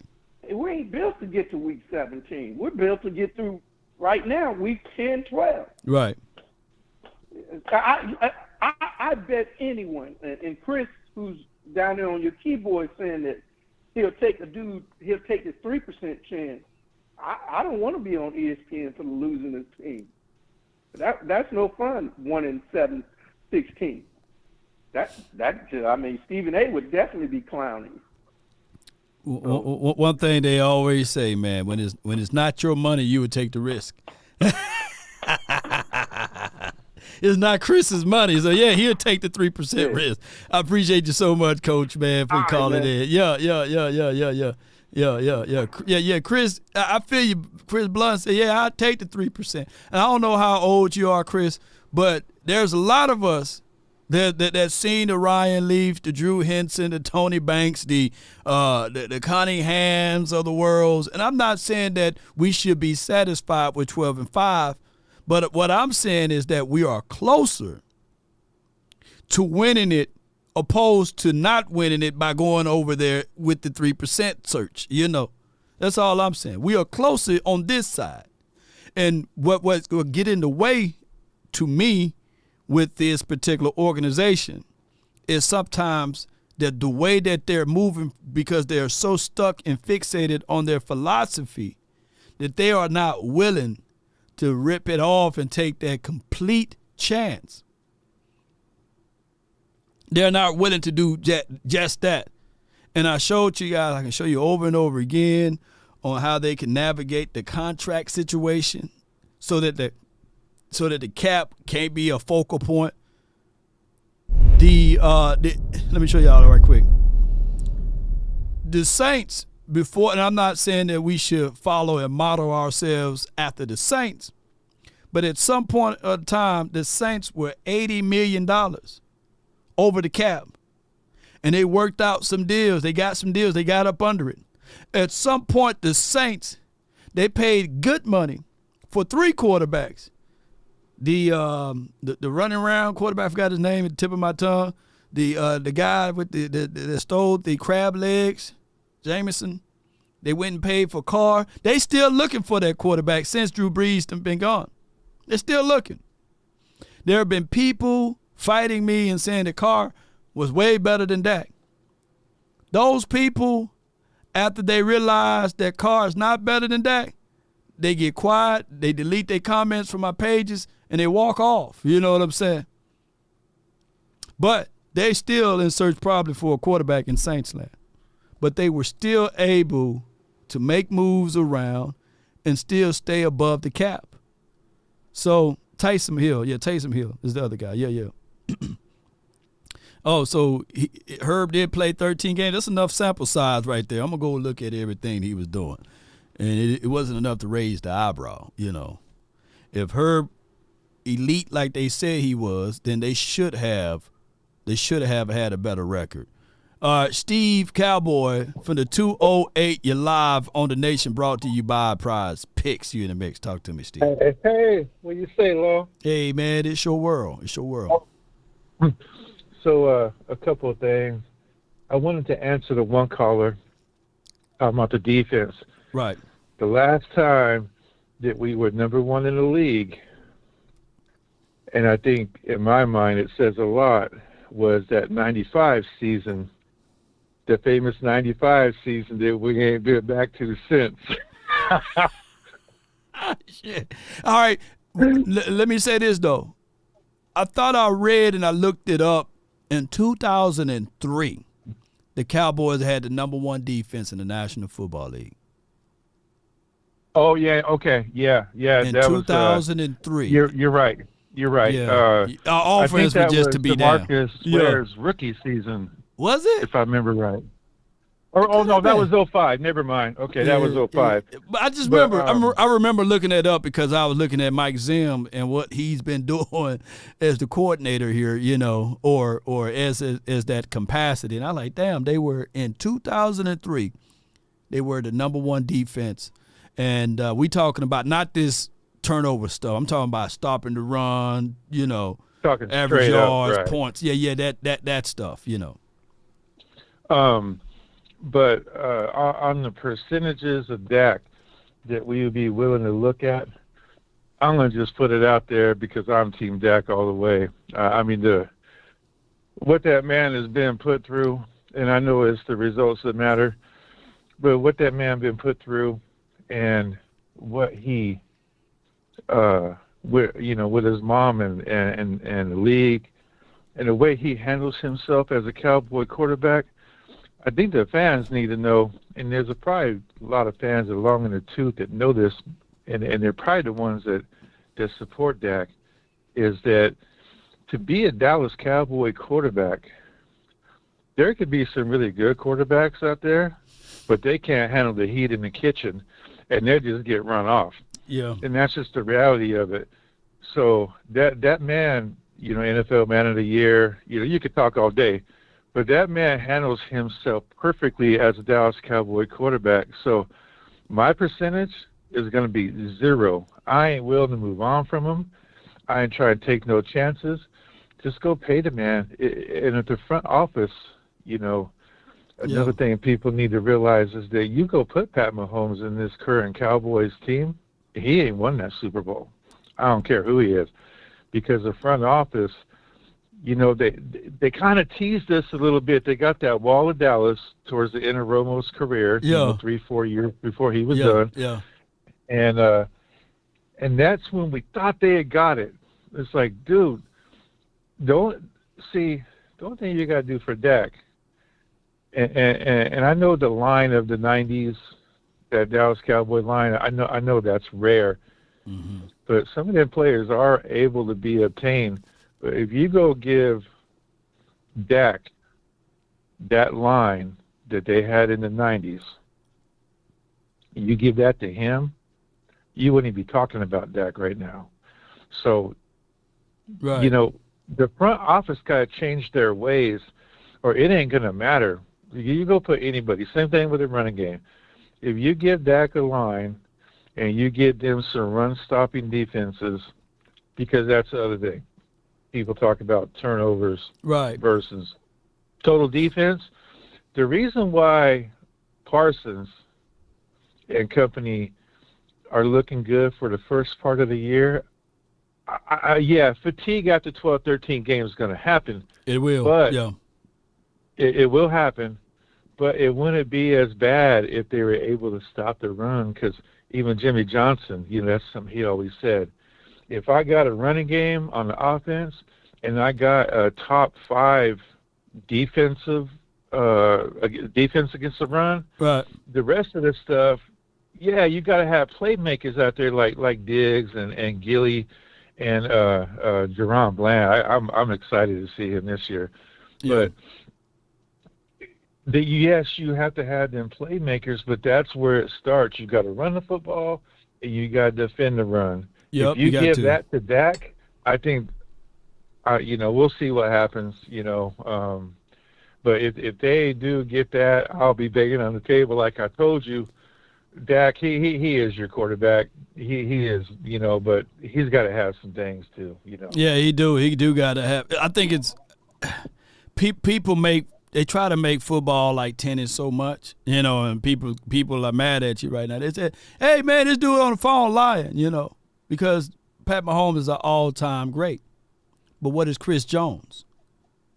Who's been our Chris Jones over here? You see, people who don't understand and watch football, they would think that the Chiefs would still win the Super Bowl without Chris Jones. There's a reason why they're paying that man 6 figures over there. I mean, not 6 figures. I meant to say, 8 figures. That joker getting paid big money over there. You know, there's a reason why he got that bag. And I'm not discounting Pat Mahomes, by the way, but it takes defense too. And for someone to plug the middle of that field, to be able to be that difference maker on the defensive side of the coin, you don't win those Super Bowls without Chris Jones. But he get overshadowed and overlooked because he's not in the position of glory, of glow, right? And it takes the complete team to win, and it takes strategy and concept. And that's what the Chiefs are. They are a real complete team. I don't think that they win one without even Travis Kelce too, you know. But that's a whole nother conversation. It takes multiple people, not just one. And that's what they try to do with here in Dallas. Appreciate you for calling in, fam. You bet. Thank you. That's Steve Cowboy. and I get exactly what he's saying. But when you are running the ball at 9.9 yards per clip, Jordan Love looked like doggone Pat Mahomes versus the Cowboys. He looked like Pat Mahomes, you know. they scored on their first drive. I think that a lot of people were looking at Jordan Love like, hey, this is the second coming of greatness. AJ says Dan Marino arguably top 5 most talented quarterback ever, but only one Super Bowl appearance, and he had Jimmy Johnson. And that was on the tail end or the back end of his time here playing football. Of course, we're talking about Dan Marino, by the way. And on top of that, people give that Dolphins team heat, or they give Jimmy Johnson heat, but he never had a losing season when he was there. They absolutely won 2 playoff games. I think that since Jimmy retired, we only won one more playoff collectively than Jimmy Johnson since he been retired. Let that sizzle down in your mind or sink in. So I get it, you know. People will look at it like, hey, you know, what can you do in the playoffs? What can the coaches do differently? How can things change, etc.? But I do look at it from those perspectives. And I remember when the Cowboys played Miami, I think it was like 96 or something like that. We beat Miami, boy. We beat them bad. But it was still a little struggle for a second. And Jimmy couldn't do nothing but lower his head. Yep. But we were still a talented team without Jimmy. We were still talented. Talent can only take you so far. AJ says, Dak haters, wake up. Like, man, I hate Dak. You know what I'm saying? They brush their teeth with hate toothpaste. I did it. And from the 804, you're live on the Nation, brought to you by Prize Picks. You in the mix. I got 2 804s, but this will be the 804 with the 804-6. You live. Hey, what's up, Loss? What's good with you, man? Talk to me. Not much, man. Just like the last caller said, man, people need to get off Dak back, man. This dude's stand-up dude, shows up every day and goes to work for us, man. I mean, yeah. People get all of that, but they want the results in the postseason. And I know Dak Prescott is a stand-up guy. He's a guy that you wouldn't mind. Well, I ain't gonna say that now, but yeah. He's a guy, man, on this team. I say he could be a guy that you wouldn't mind dating your daughter, but now people are like, hey, wait a minute, Lord. Hey, yeah. I can't say that one anymore now. You know what I'm saying? But what you got for the show, bro? Yeah. Hey, man, I'm just trying. If we got a deal done for Micah, how you think that would go down? Oh, my goodness. Breaking news, glass shattering. I think that would be a deal that whatever Bosa got, that is probably somewhere around shades of that location, or whatever Bosa deal. I think that he should be more comparable to like a TJ Watt type of deal, but since Bosa got that bag, that's the deal that most of these edge rushers are looking for. And I think that's the deal that his team is going to present, because I think David Mugata is his agent, and Mugata is going to be like, hey, Joneses, that price tag is going up every year, and the salary cap is going every year. I don't think it. David Mugata is the new, what's the guy that used to represent Terrell Owens? Do you remember him? His name tipping my tongue. Rosenhaus, right? He's the next Rosenhaus, man. He's more smooth operator with it. Rosenhaus, I think his name is Drew Rosenhaus, right? Yeah, he was notorious of getting his players the bag and nothing else, nothing less. He fell off real bad, but I think Mugata is similar, but more crafty with his, because he's going to be in the mix out there with the players, and he got a gang of guys that he represent. Bosa's what, $30 million cap hit? Say again? Bosa, his cap is what, $30 million? Yeah, Bosa. Let me see what Bosa is. Let me see what his deal is. Yeah, Bosa deal is Let me see. Boom, boom, boom. I remember saying like, "Dang, my brother was like, yeah." Let me see. Boom, boom, boom, boom, boom. It's pulling up now. We got a bunch of 30s coming up with CD too. So here's how crazy it is. Bosa for these next 2 seasons, he's getting paid less than what D-Law is taking against the cap.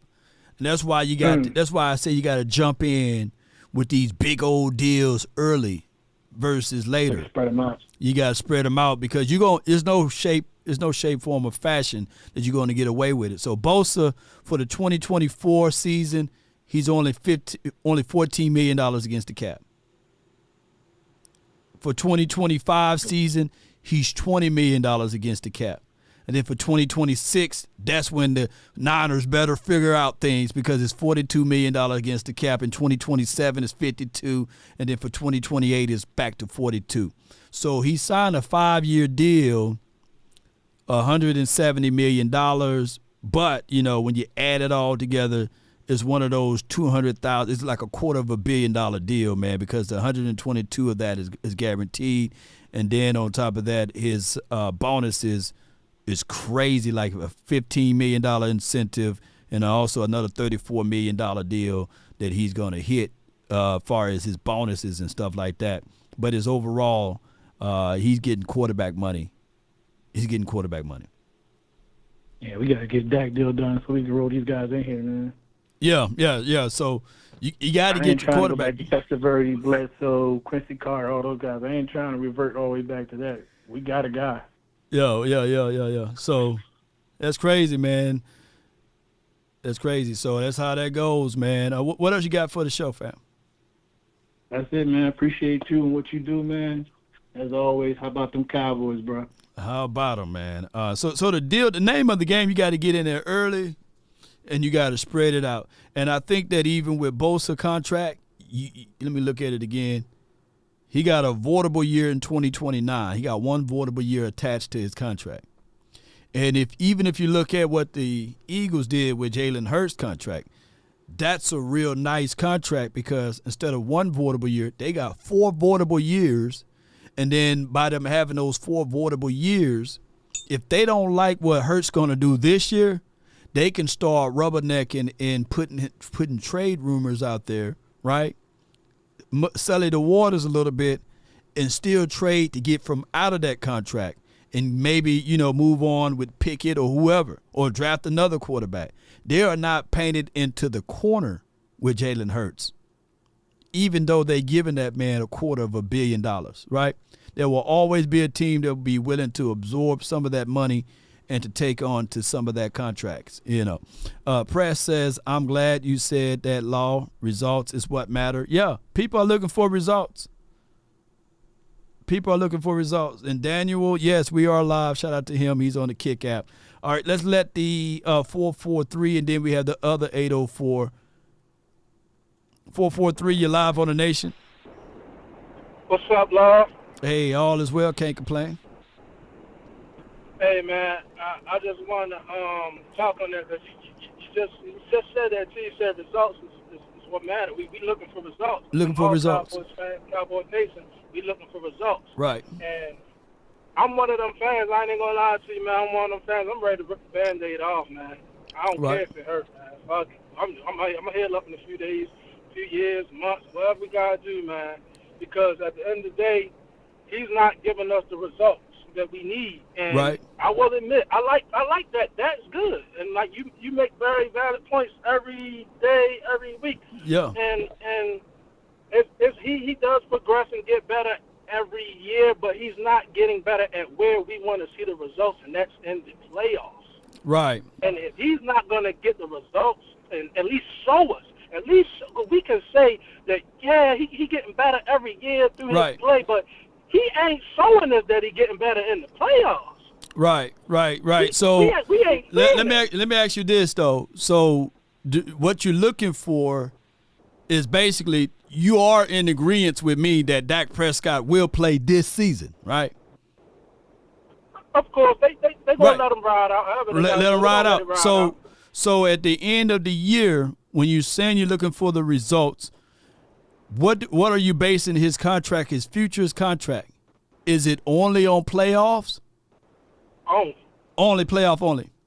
Now you are aware, and I'm just going to bring this out because I have to present it this way, that he will be the only quarterback in NFL history that his contract will be based upon what playoff record he is presented at, not what his regular season records is, or his stats, or his overall body of work. It will be based on only playoffs.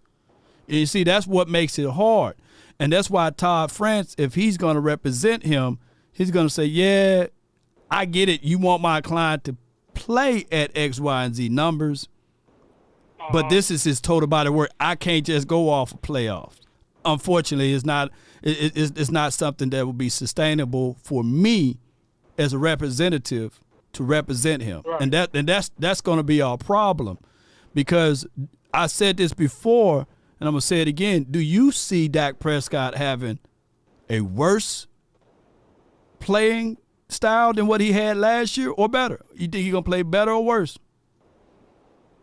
I honestly don't think.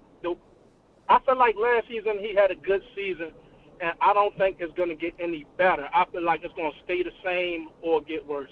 Okay, so you think he probably peaked and he's going to have another he's going to be either second year All-Pro, he's going to be a second team All-Pro guy that's going to give you 4,000 yards, about 30 something, 38 touchdowns, 8 or 9 interceptions. Yeah, and I say that because I feel like when this pressure, I feel like it's a lot of pressure. Everybody knows Dak got pressure on him right now. True. Even though he's going to get paid, whether it be here, there, this team, that team, he's going to get paid, but it's a lot of pressure on him. And I don't know, man. He's not coming up as somebody that can deal with this pressure, even from like seeing him on the sidelines. Sometimes, like, bro, when that pressure gets to him, it's like I'm not seeing it. So you think that if you had the keys to this franchise, that Cooper Rush would handle that pressure better? No, sir. Trey Lance would handle that pressure better? Now, this is, that's the unknown. Look, this is what I say. This is what I'm willing to go. Hey, sometimes you got to go explore to find something else. Yeah. And I'm to that point, and to be honest with you, I think the Joneses been at that. I think the Joneses honestly was probably like 2 steps ahead when they brought in Trey Lance. I think, in all reality, when they got him, that was their plan. That won't be gone soon, and we're gonna bring this guy in. Yeah. So ultimately, from a business aspect, you got to hope. In order for to see that, you got to hope, and I hate to say that, and it's crass, but you got to hope that Dak break down for you to see that, because outside of that, that's the only way you would get Trey Lance in there, because he's not beating Dak head-to-head out there in practice or in preseason or what have you. None of those boys are going to be able to beat him. You know what I'm saying? That's the problem. So Dak, you got to hope that he get injured, hurt, or something like that, and I know it sounds crass, in order to see that. Unless you just flat out cut him because you can't trade him, and nobody will do that because you got $60 million, well, you got $55 million cap hit, right? And then you got $40 million, you got $40 million of dead money next season, and then the season after that you have about $15 million of dead money. So that's a lot of money that you got to hope that Trey Lance is better.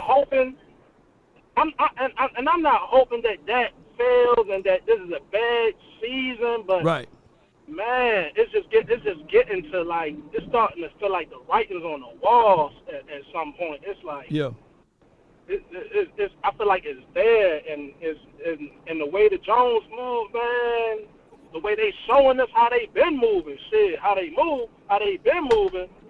They don't. It feel like they don't really fuck with that for real. And the one thing about Jerry that I can say that I know from, like, him being with Romo, like, man, he show love to his quarterbacks. Now, if Jerry fuck with you, he fuck with you. now. You gonna know he fuck with you. Right. But an overall, you do get the overall situation that all three of these quarterbacks are in. Because nobody's going to just pull. It's not like, and I'm going to go back and say, it's not like a quarterback that's throwing for, like Chris said, 4,000 yards, 38 touchdowns, and 8 interceptions is benchable. The only way that you can bench that particular production, if you just cut it. And there's no way that you would say to yourself that Dak Prescott is playing at that kind of caliber of pace so that you can insert a Trey or so that you can insert a Cooper Rush. So you got to see whether or not, okay, if he get hurt, that's the only way that you can see a Trey or if you can see a Cooper Rush. And betting against that, in my opinion, is a flawed mindset, and it's a flawed decision. Yeah. Now you see what I'm saying. We gotta let it happen. The only way you let it happen is, once again, like I said, you let it play out at the end of this year. According to what you just said, he's still going to be all pro. He's still going to give you all of those good stats and accolades.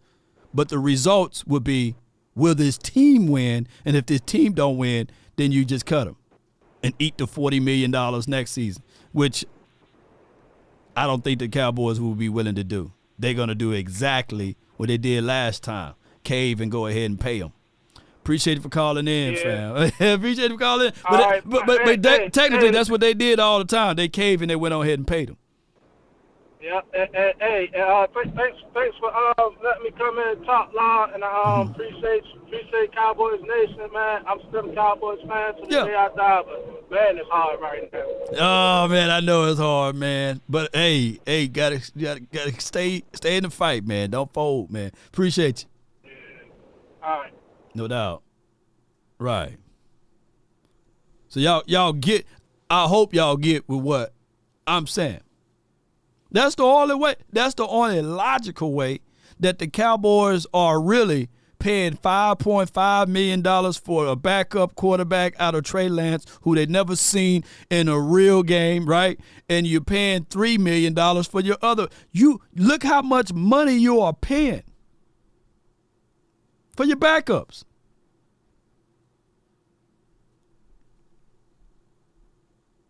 That's a lot. That's a lot of coins for your backups. We have the most money towards quarterbacks in any team in the National Football League, I believe.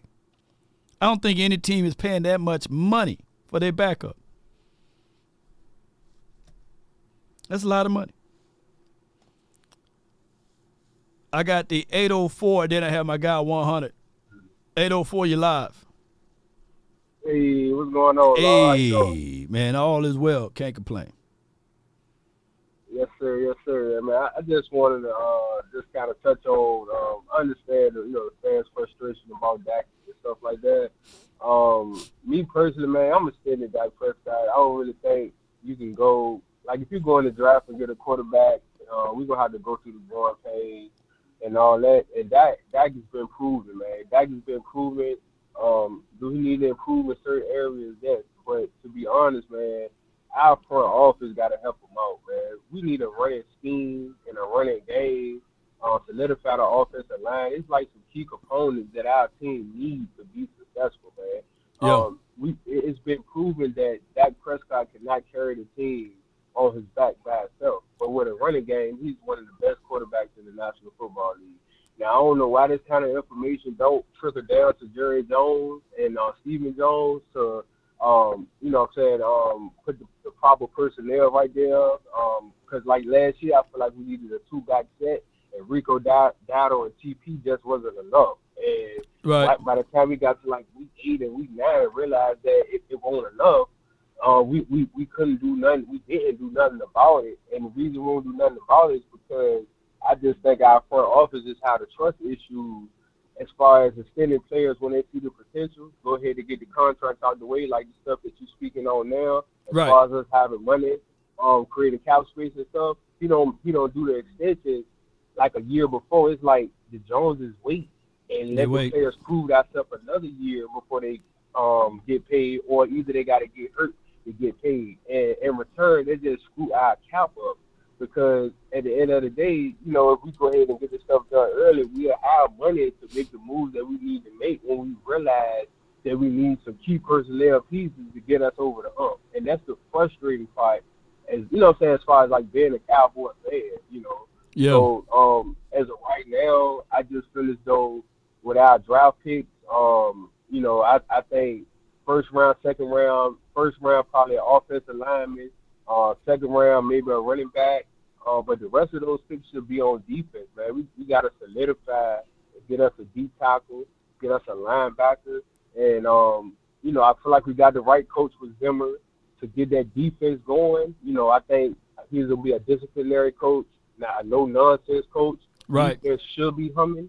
I love our secondary or whatever, but we just need to key personnel piece.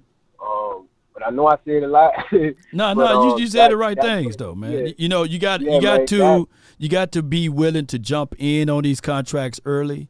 Newsflash: there's no quarterback that's count 45 against the cap, 50 to 55 to 60 million against the cap. But so many things that's been reported is that how it goes, that this quarterback is a 40 million quarterback. This quarterback is a $50 million quarterback. This quarterback is a $60 million quarterback, APY. But nobody takes the time to do their due diligence and look at the cap hit. That is what you facing. That's what you're fighting against, the cap hit. Dak Prescott never was a $45 million quarterback. He never was a $55 million quarterback. Now, this year it is, because it's the end of life of the contract. In 2021, $17 million. In 2022, he was absolutely 22 or 26 million.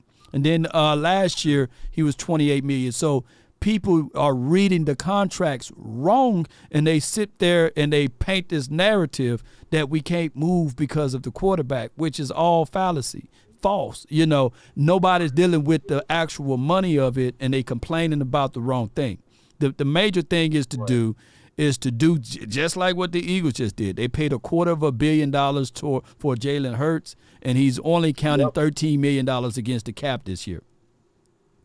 Let that sink in. And let that sink in. The reason that happened is because of what, Lord? The trust issues. Dak Prescott showed you in 2016 as a fourth-round pick, going 13-3. It was something there, right? How the hell we could have jumped on that then, but he didn't. Yeah. He franchise tagged. See, that stuff hurt us at the end. Yeah. But you know what, Lord, man? Through and through, I bleed blue. I'm a Cowboy fan through and through, man. And when Joneses can relax on these issues they got with paying that money, and this is their money, it's easy for me to say that, they the ones with all the coins, man. But it's been proven. Man.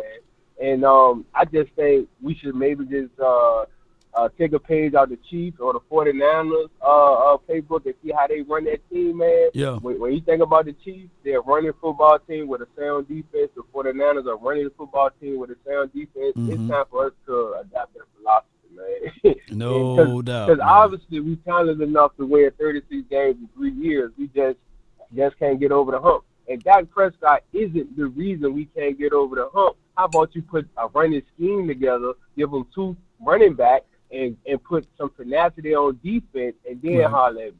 Then holler at me. Dak Prescott is proven, man. Pay the man, get a man the money, and put the personnel right there. And I guarantee you we do what we need to do, man. The man no scrub. He's not a bum. He did, mess up, but what quarterback don't. At the end of the day, put the personnel right there.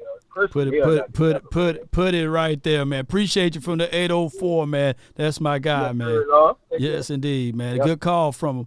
Yeah. I just want to address Poorhouse Picker said, but Jalen Hurts cap hit balloons up to $80 million 2 years in a row, and that's the back end of the deal. So that's why they got the 4 voidable years in that particular contract, and that's why if they don't get it done in these next year and a half, they already got contingency plan.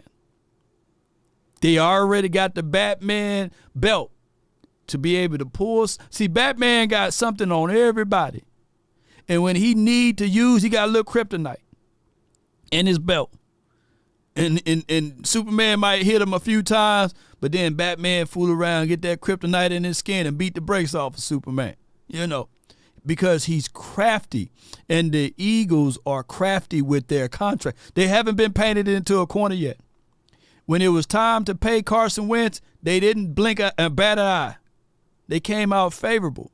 And I'm quite sure, and I'm not giving them praises, but, hey, real recognize real. So when it's time for them to move on from Hurts, they ain't going to let it hurt. They're going to move on from it. They will not be captured in salary cap hell. And 2 years from now, news flash, I just got to let y'all know, the cap won't be 255. It's going to increase. And I think next year is when they're going to get their surplus of money with the Peacock deal. The Peacock deal, I ain't talking about the $111 billion that Amazon, that's starting to kick in now. But the Peacock deal is like $98 to $100 billion itself. Whereas everybody, man, you in a rural area, you can't even watch the game. You got to go find some internet somewhere. They taking over, man. Peacock, you know what I'm saying? So the NFL is making hands over fists. They are even making money over the YouTube contract. Them boys are making money, and the cap is going to continue to increase. People's interest in football is doing this. They ain't turning it away. They are not turning it away. Football is getting more and more involved in everybody's lives and everything else. So in 2 years from now, 80 million is like spitting into the wind. So next is going to be on Tubi. Yeah, watch out. They may have to pitch it. I think the next deal will be Netflix. Don't sleep on Netflix, ladies and gentlemen. They already, I'm just gonna give y'all a little game. You can make at least about 10 to 15,000 this year if you invest your portfolio and into some Netflix. I'm not saying you got to put some money into Netflix stocks, but what I'm saying is I'm not advising you. Reach out to your financial advisor, but put some money in some Netflix stocks, man. I'm just saying, you don't have to listen to me. You don't have to follow me. But Netflix is winning. Netflix is winning. And they finna get more and more money. I'm just saying, $100,000 with the plan from the 201. You're live on the Nation, man. Talk to me. Listen, man. Everybody talking about Dak Prescott this. I'm tired of this, B. I've been tired of it. They're going to keep on talking. The conference has been locked. You can't just say the quarterback. You can't do that. What's Trey Lance going to do here? Trey Lance was in the easiest system to win in the NFL, and he got beat out. And y'all talking about Trey Lance coming over here. How you get beat out and you supposed to have all this great talent and all this stuff, and you got beat out by Brock Purdy? You got beat out of the easiest system in the league. You ain't gotta do nothing but just follow the system. And you got beat out. And you came over here, and what they say, we got to get his footwork right. He can't even throw a pass. But y'all just, let Trey Lance, and as soon as Trey Lance play a game and he's garbage, what y'all going to do then? Make all types of excuses. Man, give him some time, Give him some time. That's what they going to do, Law. Give him some time. No. It's going to be me. When Dak Prescott was it's going to be rookie, me. He came out here and won. It's going to be me, man, $100,000. Say my saying. Give him what? A year. Give him what? Grace? He get a year grace. Grace and mercy. Grace and mercy. That's what y'all going to do. And then then everybody gonna be like, man, Law's a Trey Lance apologist. Let me guess. Hey, Law only like him because he's a brother. Oh my gosh, man. Hey, you know what I'm saying? but come on. Hey, I did the same thing with Cooper Rush. I said, hey, man, Cooper Rush out here, man, look, let's continue to run the ball. Let's play this sound defense. We can win. Look, y'all can't even find me a video where I hate on Cooper Rush. I say the same thing, you know what I'm saying? People think that because it's on the Dak, but we see it, man. It's not just look. Dog, we paying literally $8 to $9 million for our backups. Backup quarterback. That's your Derrick Henry there. Backup quarterback instead of giving Dak Prescott some weapons. But y'all want to praise all these other quarterbacks. Right. But they got what? Josh Allen wasn't shit. They went out and got him a weapon. Jalen Hurts wasn't shit. Get him. They went out and got him a weapon and got him another weapon, and y'all praise him. Oh, he's great. Eagle fans, he's great. He's trash. They went up to Tom Brady and got blown out in the playoff game, and then they said, oh, hell no, we got to go get that man, A.J. Brown. Am I wrong? Yeah, they didn't take away. Yeah, they didn't take away. They added too. No, man, but y'all say, oh, man, these other quarterbacks is awesome. They ain't shit. You look at the Browns. Look at the Browns. Look at what did the Browns do to set up when they get their quarterback in the draft? What wide receiver tandem they got over there in the Browns, Law? Man, they getting some weapons now, though. They getting Thank Cooper. Thank you. And that's before their quarterback even got there. They setting it up for that man to go get them some weapons over there. Yeah, I think that what's name is going to look really good, and he gonna get all of the credit. I'm talking about CJ. I like CJ. CJ good. CJ really good. I ain't gonna take away from him. But the difference is between Dak Prescott rookie year and CJ rookie year is the sophomore. No. I'm talking about the sophomore year. On how they plan and put things around CJ. I'm looking forward for the Texans to make a real deep run in the playoff. If they don't, Eastside Harrow, I'm coming for you. They better. Weapons around CJ. They went and got him Schultz. They went and said, we're going to put weapons around this man. I ain't going to say Schultz, though. But keep going. But Law, they still try. We're not saying Schultz, but Schultz was great with us. And they said, okay, let's go out there and get Schultz for CJ, and he'll be great for them over there. Oh, okay. I see a parallel there. They didn't go and get Schultz at the end of his life and say, bring him over to Cowboys land. Oh, I see what you're saying. Schultz had a great season over here with the Cowboys. Okay, let's go get Schultz. CJ, let's go. Yeah. You see what I'm saying? They ain't say, let's go get a Brandon Cooks at the end of his career. Yo, Dak, make magic happen. They didn't say, Dak got CD Lamb. That's a draft pick. He had to grow. That don't count. Yeah. These other guys is getting these guys weapons. Look up Jalen Hurts' hat hit, and what did the Eagles do ever since Jalen Hurts got there? They got that boy more and more weapons. They steady supplied him with a running game, passing, that defensive line. They ain't say, Jalen Hurts, man, make it work. We're not giving you nothing. They steady, but the fans steady praising these wiggers. You feel what I'm saying? And they getting weapons all day long, and Dak Prescott ain't getting the goddamn thing, and y'all steady piling on the man, and he ain't getting nothing. We got Randall effing Cobb, okay, and Dak Prescott made him $10 million, and he was at the end of his goddamn career. Come on, guys. BS, fam. Man. When did we get a guy in his prime to come over here and rock and roll? And everybody, man, Amari Cooper. The Cowboys ain't going to really do that. They didn't. And that wasn't Amari Cooper with a CD.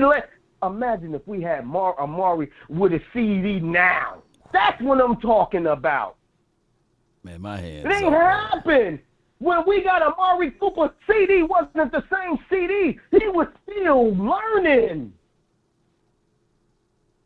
Man. Like, come on, guys. Y'all need to cut it out, bro. I know y'all, you know what I mean? What did the Chiefs just do? At wide receiver. Hollywood. But y'all want to call Patrick Mahomes so great. Get the F out of here, fam. What the Chiefs just do? But when Patrick Mahomes show up, man, I sure would want to have Patrick Mahomes. He wouldn't survive over here because the Joneses ain't doing that. When they lost the Super Bowl, when they didn't have that line, what the Chiefs do the next year? Hey, man. Law, let me know if I'm lying to you right now. Law, let me know.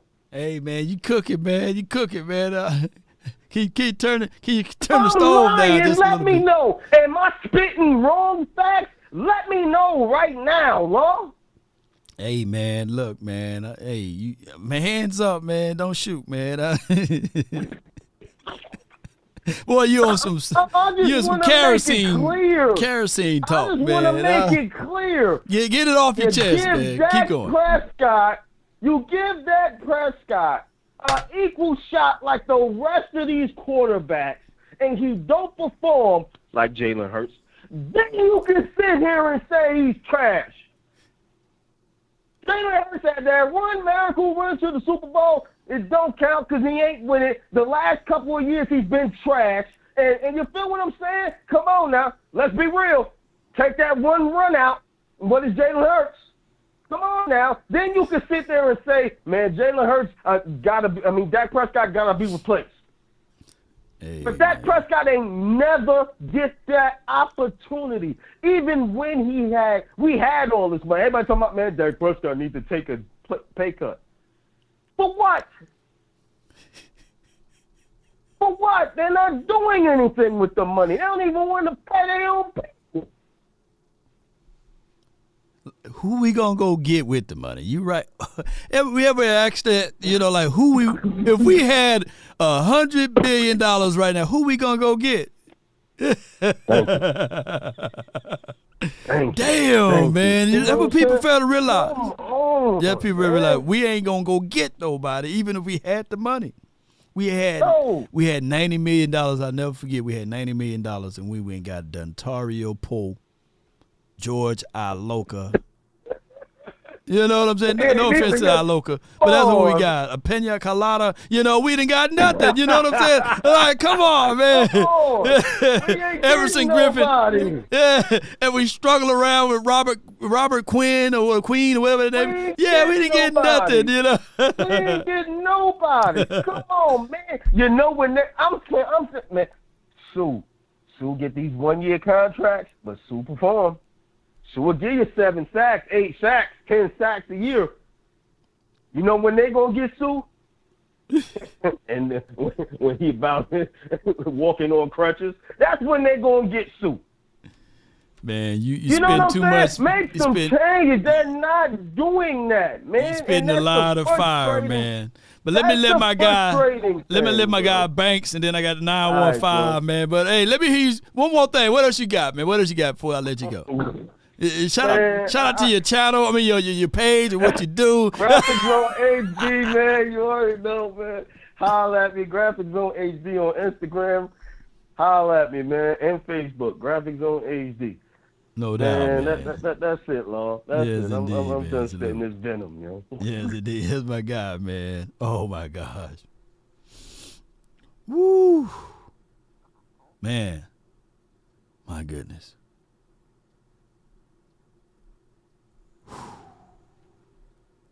That boy on fire, man. I'm looking forward, like I said, I'm looking forward to seeing C.J. Stroud for his second year, sophomore year. I'm looking forward to seeing his numbers and everything. Right. And y'all can go back and forward about, you know, hey, he won a playoff game. He did win a playoff game. Beat the brakes off the Browns, right? We were robbed, though. I would love. Did Deshaun Watson play in that game? He didn't play. Deshaun Watson got hurt, right? But did C.J. Stroud had a better rookie year than Dak Prescott? Did he? if we want to go all the way back, that's a whole nother conversation. J215, who is this comparing Dak to Patrick? Stop that, you know. Yeah. I'm reading all y'all comments, man. You know. Let me simmer it down. Can somebody look up CJ Stroud comp? Like who they comp CJ Stroud to coming out of college? Let me know what y'all find out. You know, for all of the draft heads out there and these sorts of things. But, you know, and then also that sophomore year, that second year when you're in the league and everybody know what you like to do, tendencies are picked up. Yeah.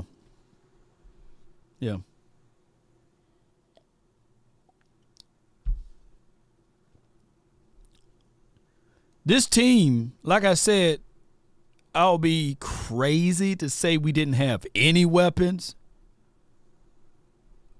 I think that when we do have the weapons that we do have, either we have the wrong shooter. Law, do you have any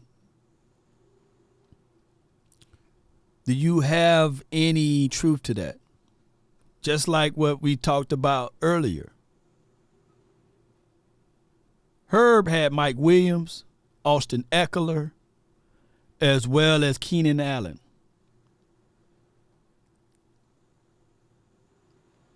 A lot of weapons, just the wrong shooter.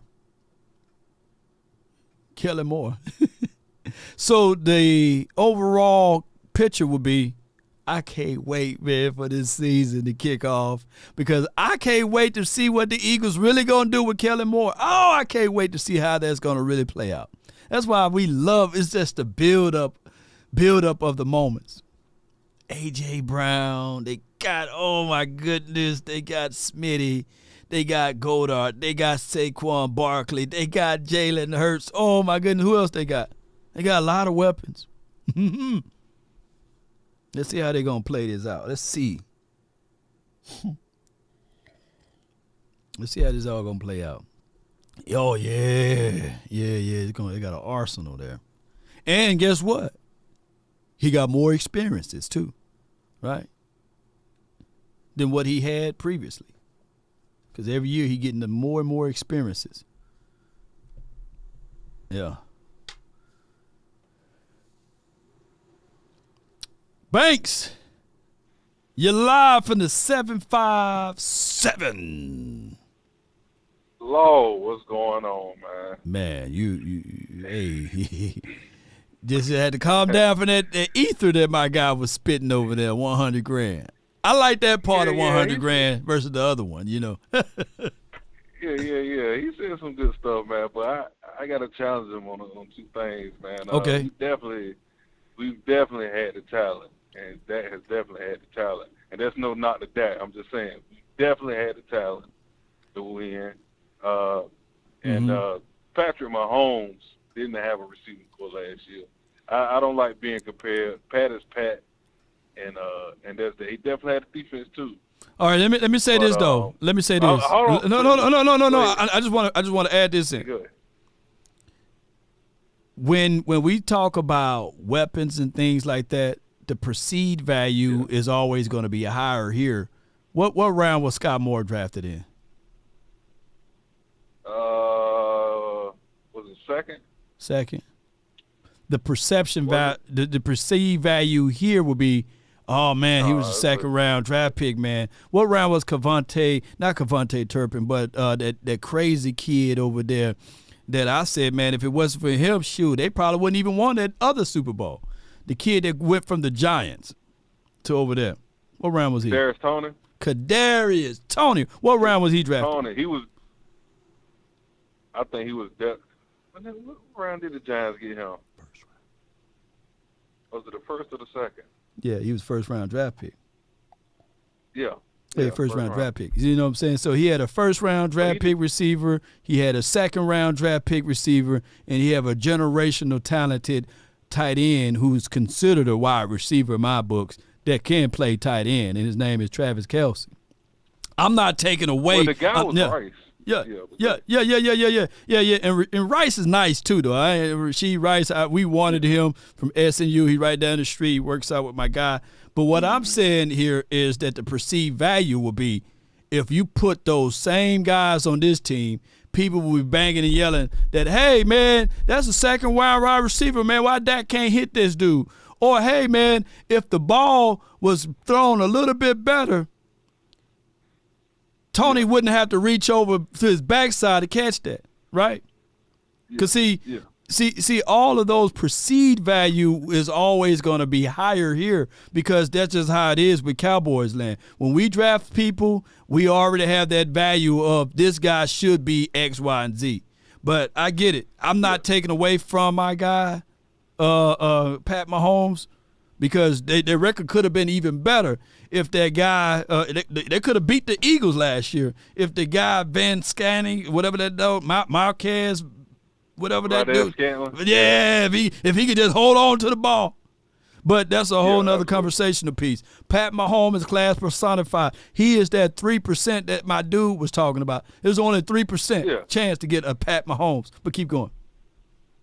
Yeah, absolutely. And that I didn't say that not that. It was just prior to his point to say he had weapons, but them guys dropped a lot of balls. But I'm just Pat is Pat. I don't like putting people try to compare Dak to him. I'm like, no, that's not. Dak is a quarterback. You just set the, he has to have a little bit more talent around him. That's just him. But can he then? Do I believe he can get it done? Absolutely. But like you said, like you touched on, Law, and that's what I was going to talk about was the problem was the shooter. The problem, the one thing Dak hasn't had, I believe, that Pat's had is the coaching. True. The coaches. You know what I mean? And that's who I looked at. Like you said, we had Kellen Moore. We had we've had Dan did a good job turning the defense around, but he get out there and like what kind of get in the playoffs and it's like what was the game plan going into these games? You know what I mean? For the defense. And the same thing to say for Kellen Moore when he was the OC for the offense. Like you said, y'all out doing interviews where you game planning in it. So it's definitely far from being all on that. Let me ask you this though. And it just hit me while you were saying that. With the shooters conversation. Is Andy Reid a Hall of Fame head coach? Absolutely. Okay, and he's a 3-time Super Bowl champ, right? With Pat Mahomes. Yeah. Would Jason Garrett be a 3-time Super Bowl champ with Pat Mahomes? No. No. Why people I can see that if Andy Reid and Mike McCarthy was there the entirety of the time that Pat Mahomes was there, I think Mike McCarthy would have 3 rings. I'm quite sure Mike McCarthy. I think that Mike McCarthy get the bad end of the stick because he's here in Dallas, but I think that Mike McCarthy would at least have 3 rings even with Pat Mahomes.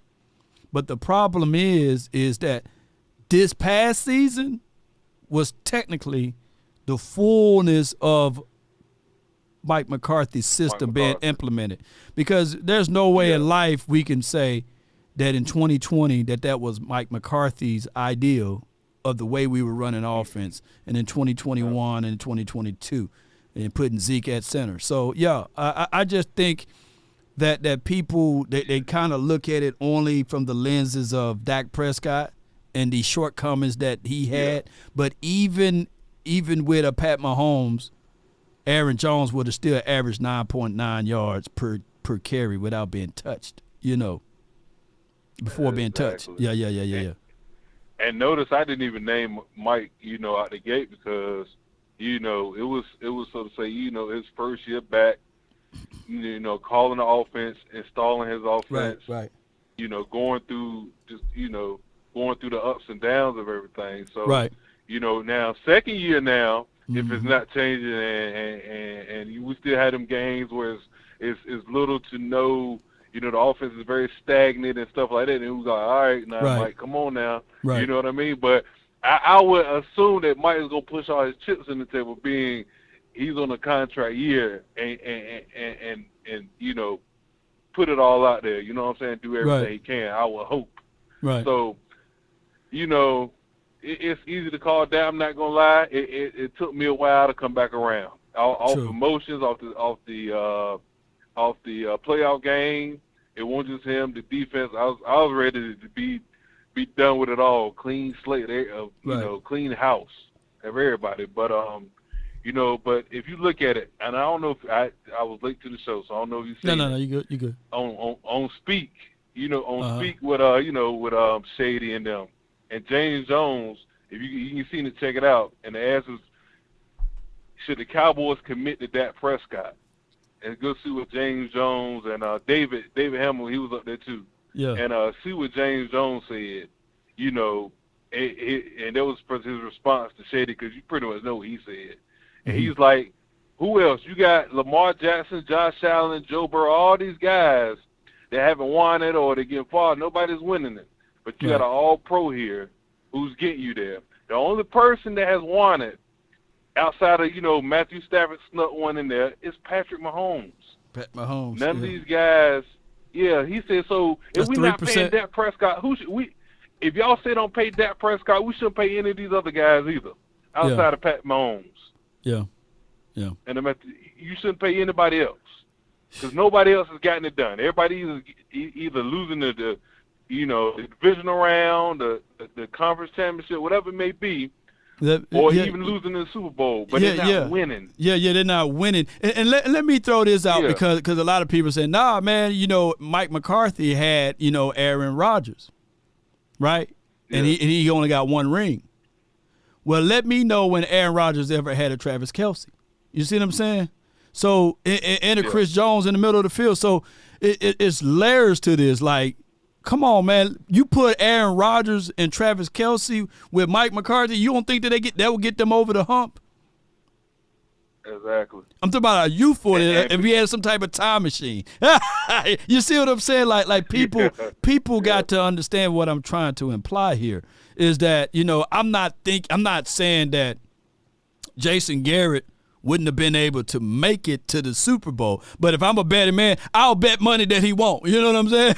Come on, man. Jason Garrett. Come on. How you doing, guy? Come on, baby. Yeah, y'all got to understand what I'm saying. But I get it. I get it.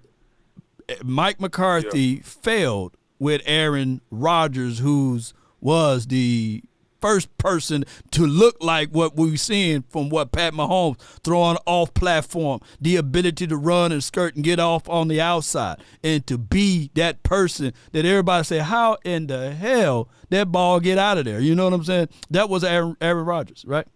Right. Aaron Rodgers that won the MVP and went to playoffs 3 straight years in a row and got bounced.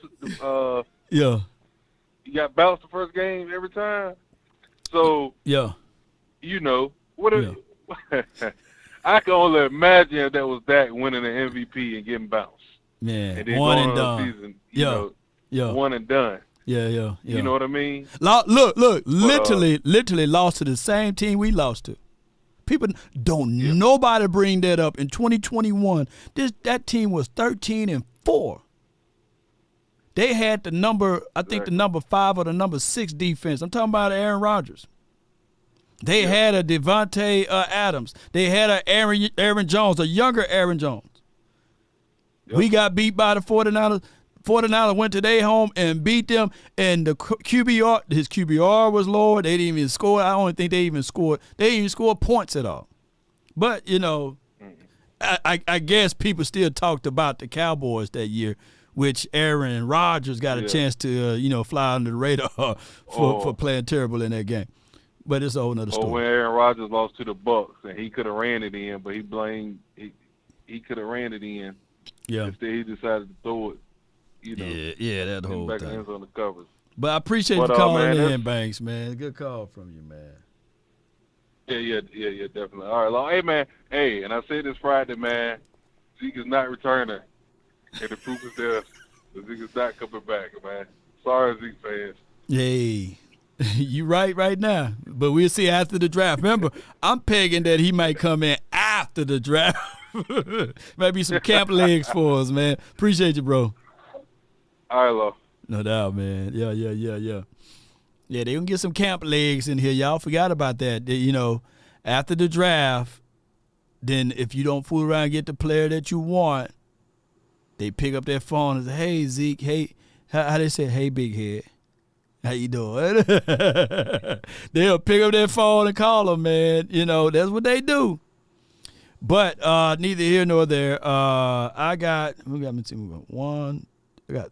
4 more callers, man, and I'm going overtime. I'm going overtime today. Going overtime. Yeah, from news, I'm sitting here so long that I got news that Stephon Gilmore been approached by the Patriots. Let me see how much money the Patriots got. They got $53 million. If the Cowboys don't move fast enough, they got $53 million. They can accidentally write him a contract. They can accidentally write him a contract. From the 501, you're live on the Nation.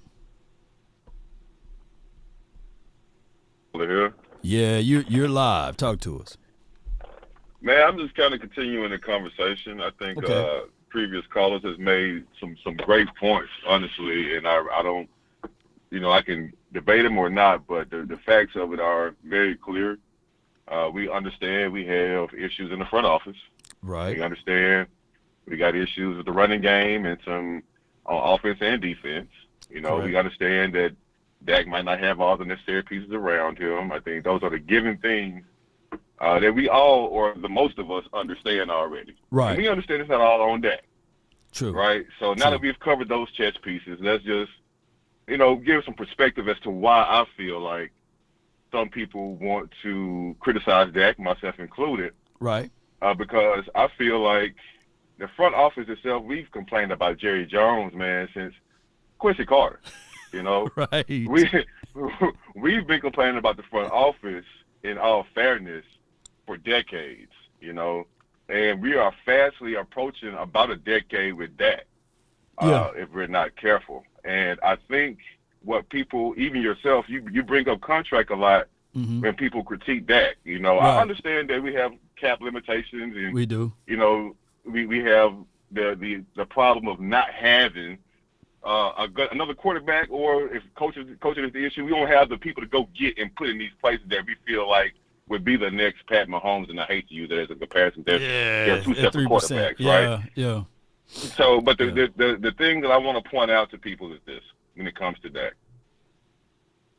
sorry, let me backtrack a bit here for Trey Lance. No, you good. One of your callers talked about what is Trey Lance going to do? Who is he? Are we spending so much money in the backup quarterback position? The truth of it is, nobody stopped to realize how long Brock Purdy has actually played the position of quarterback from a pup leading up to the league, and how long Trey Lance has not played quarterback from a pup leading up to the league, which means there's a mental advantage of being around a certain thing called a quarterback position your entire life that he's going to have over Trey Lance within the system where he's trying to win a spot. Right. So if I'm a coach and I want to be able to trust somebody in position to be able to make the right call, I can't rely on your raw talent alone. I have to also rely on your intellect and understanding of the offense, which is where Brock Purdy has a little bit of an advantage over Trey Lance, which is why we took him on as a project as well, which per Jerry, I'm not sure how good that word is, he's progressing, right? Yeah. And the backstory with even Brock Purdy, the same quarterback coach, I'm talking about way back in the days, the same quarterback coach that coached Troy Aikman. He was the absolute guy that helped Brock Purdy. See, Brock Purdy, dad put him in these quarterback coaching camps or what have you, and they've been working. And I heard an interview with Troy Aikman that he's seen Brock Purdy even when he was a little child, that they was practicing on techniques, things of that nature. And Brock Purdy just been thrusted into a situation that he's cool, man. He's cool with the temperature. He's cool with the throwing mechanics and stuff like that. He was raw to a degree when he first got to college, but they worked on a lot of things. And far as being in a system like the West Coast or Shanahan system, he had a leg up over the other guys that was there. Now, that's not to take away because we all looking for results, right? So they looked at it, whereas when things were so close, whether or not they would go to extend Trey Lance's growing curve or to go ahead and just attach what Brock Purdy done learned under Kyle Shanahan's system, they went on ahead and went with the most, Since Brock Purdy was able to identify that system, they went on ahead and did with that instead of having both of these guys because you only got so many reps to go with, right? And that's what they did. It wasn't the fact that Trey Lance was more or less. It was just the fact that at some point you can only marry one, and they decided to propose and get married to Brock Purdy. And I don't think that was a wrong thing. They could have literally did the same thing and went with Trey Lance, but they went with that particular person because they trusted Purdy a little bit more than Trey Lance. Available options based on what they had.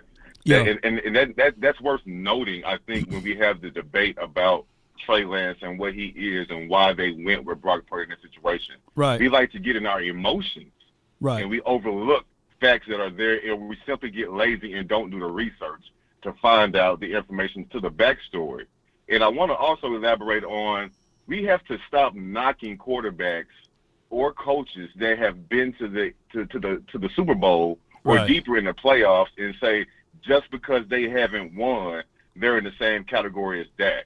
They're not. Right. They're still in a different category. And I'm going to tell you why. You alluded to it just a moment ago about Brock Purdy. We will all sit here and agree that athletically, Brock Purdy may not be the stellar athlete. Right. However, in the moment, you use the term cool. Cool. Yo.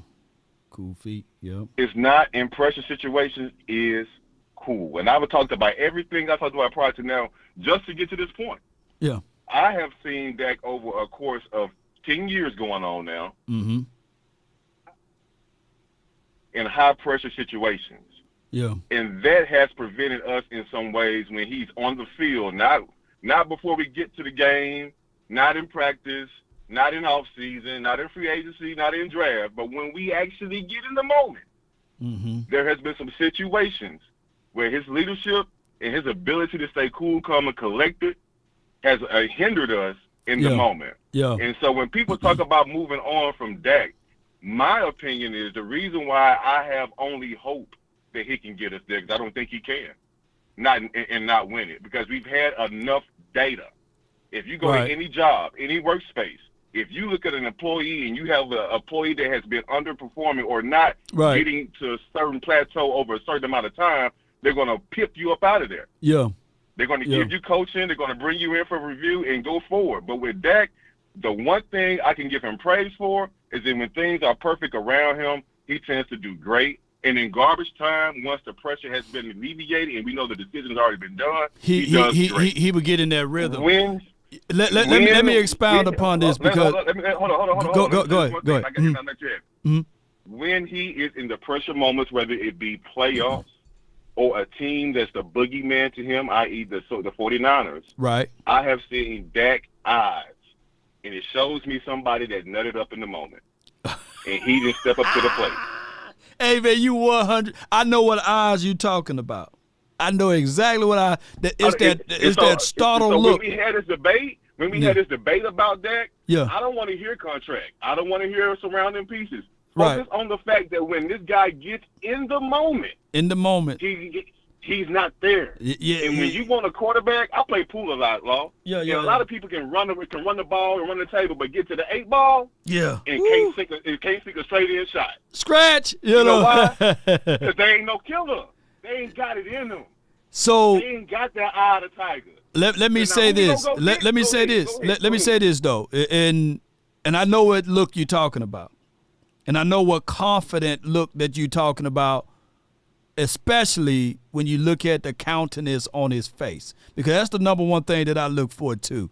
Before the game, Dak Prescott all in the presser, pour honey all over me. I want to attack the 49ers. And I'm just like, wait a minute, that's not you. Yeah. That's not you. Yeah. That's not you. That's not you. That's not you right there, dog. No. Put the honey away, man. He said pour honey all over me. So now we thinking that we finna get that killer attack Dak. The only time that we seen Dak confident like that is against the Giants when they said something about him and he beat them boys down, the Washington team, the Eagles. He's good. When he say stuff about the inner division of folks, hey, talk your stuff. Talk your stuff. The lesser team. No. I'm not going to just pinhole it to the lesser teams, but I'm just going to say that here's what I've seen when I looked at Brock Purdy. The moment they rattled him, the moment they had him back against the wall, they deferred their energy over to CMC, a force multiplier. And I'm thinking that, yeah, Dak may not be that guy on those pivotal moments, and I'm not trying to give him a scapegoat. Because I'm not trying. I said I'm not trying to. But you are. I'm not trying to because I'm old enough. Hold on. Let me expound on this point though. Let me expound on this point. There's been a game that even Jimmy Johnson saw that same look that we saying about Dak, seen it in Troy, and he said, "Damn, we can't win it because our quarterback is effing this up." And he had to put the ball in the belly of Emmett, and the playmaker. He said that he had to get out. He had to get it. Now I'm gonna have to find that clip on another day. He had to pull the game away from Troy. And Troy, Troy Aikman to me is one of the better leaders to ever put on the silver and blue, and one of the better quarterbacks to ever play this game. But even he had to defer over to Emmett. You see, the thing is with Dak. We didn't have – look, Tony Pollard was going to take the heat. Nope.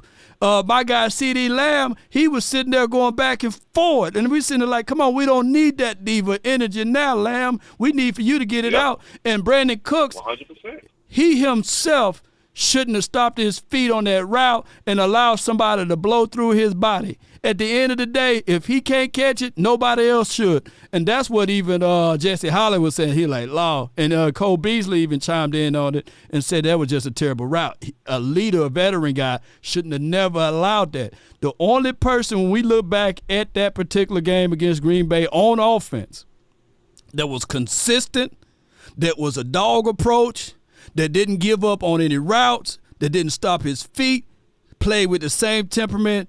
His name is 87, Jake Ferguson. He was the only guy. He was the only guy that was consistent.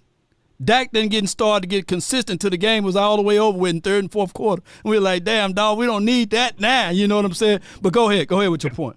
So my point is this, and I love how we use anomalies to make a point in debate. It makes it even more of a mute point. Yeah. In a 10-year span of being with Troy Aikman, how many of those deer in headlight moments do you think Jimmy Johnson saw where he had to turn it around and give it to Emmitt Smith compared to the amount you've seen with Dak Prescott? And I'm willing to bet the rest of this year's paychecks that you have not seen that in Troy Aikman as many times as you've seen in Dak Prescott. And my main focus will be on Dak Prescott because we already know the limitations we are dealing with coaching-wise as well as front office-wise. See, we got to stay. We can talk about the front office and right. We can That's always bad. talk about coaches by themselves, but whenever we talk about Dak, we got to bring in everybody else. You see what I'm saying? And so that's where the debate begins to get flawed at, because we bring in one-off situations about what Jimmy said one time about Troy Aikman. When the reality of it is, whenever Dak is in that moment, and here's where everybody's missing. Everything is not going to always be a perfect situation around you. Correct. What do you do when it's not perfect? And we have had plenty of times where things around Dak were good. And Dak get in that moment, and he is a deer in headlights. So while I respect everything you're saying, Lo, you bring a great point to the table. And as you like to say, I'm landing this plane or I'm bringing it home. The truth of the matter is Dak ain't got it in his eye, and we can't overlook that. And at some point, you're going to spend $10 million on backups, and you're going to have to figure out what you have in those backups. Right. Because at some point, you got to realize the person that's getting you to the dance can't bust a two-step.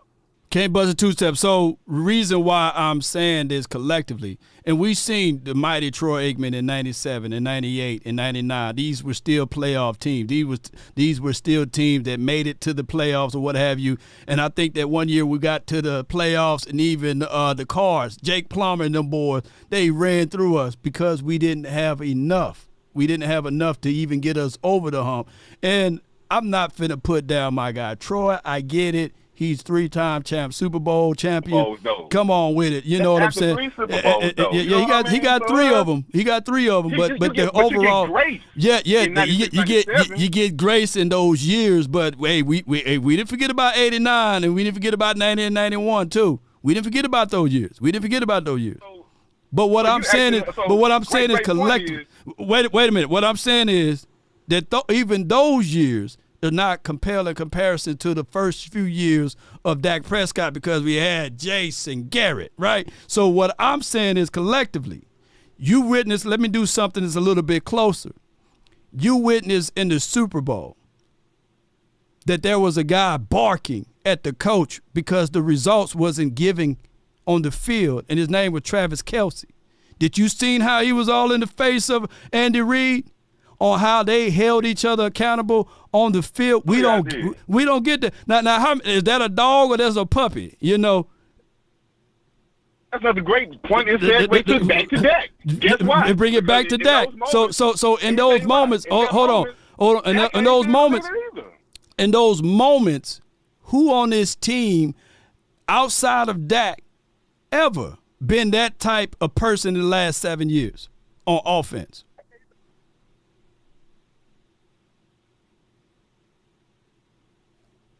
You can't find them outside of Dez Bryant probably, but you can't find nobody who have fire on the sideline who can get these guys playing up a key higher. It's nobody. So what we are leaning on. That's another notch on your quarterback, my man. I hear you, but you actually provided more points as to why Dak ain't the guy. Because he's always a great leader outside of the key moments. There's been times where Dak could have definitely went back to McCarthy and said, hey, man, we need to be running the ball here. Furthermore, you could have got into the game, saw that it wasn't the correct call, and saw it was going, and changed the play at the line. But you ain't got that in you. Hold on. Wait a minute. So you are saying that it would have been sufficient for Tony Pollard to run the ball when he's averaging 2.1 yards per tote? And we saying we're not running the ball here? Teams literally. That's what I'm saying. What I am saying is this: if you want to drill down into about later, what I am saying is this: if I'm a quarterback, I know my offense. I know what plays that Tony can at least get 4 to 5 yards on the move this offense is forward, and it ain't running into the gut of the defense. It wasn't available. If I know that, maybe I can get him on a swing play. Maybe I can get him on the end around a quick open wide receiver screen. There's other options out there if I'm a quarterback that knows offense, understands defensive schemes, and what will and will not work. So hold on. Let me ask you this. So you thinking that an all-pro quarterback that threw for 4,000 yards and 38 touchdowns didn't know how to move an offense in pivotal moments? No. That's not what I'm saying. What are you implying? What you implying? Because what I'm implying is there are several quarterbacks when they are presented with a situation that is not for the best benefit of the team, they check out of the play. They looking to see what they can do to be more creative to make sure something happens. I got you now. Name them. Got you down the 3%ers, right? The Tom Brady, the Peyton Manning. Man, look, I get it, but the fact let me help you out a little bit. Help me out and everybody else. You sound like people that want to argue that something they're okay with mediocrity. Because at the end of the day, the ultimate goal that we approach off season and season with is to get to the Super Bowl and win. So if you want to be a part of the 3%ers, you got to do 3%er shit and stop acting like you can't be capable of doing that. I don't get to the top of my company that I work for right now if I don't do stuff that everybody else ain't doing. I got to separate myself. And if Dak don't want to separate himself, that's his problem. But if I'm a Jerry Jones or a Stephen Jones, I'm not fully committing to you because of that. Okay. It's just that simple. Just that That's simple. The reason So why they don't have faith in him. So with that being said, what do you want?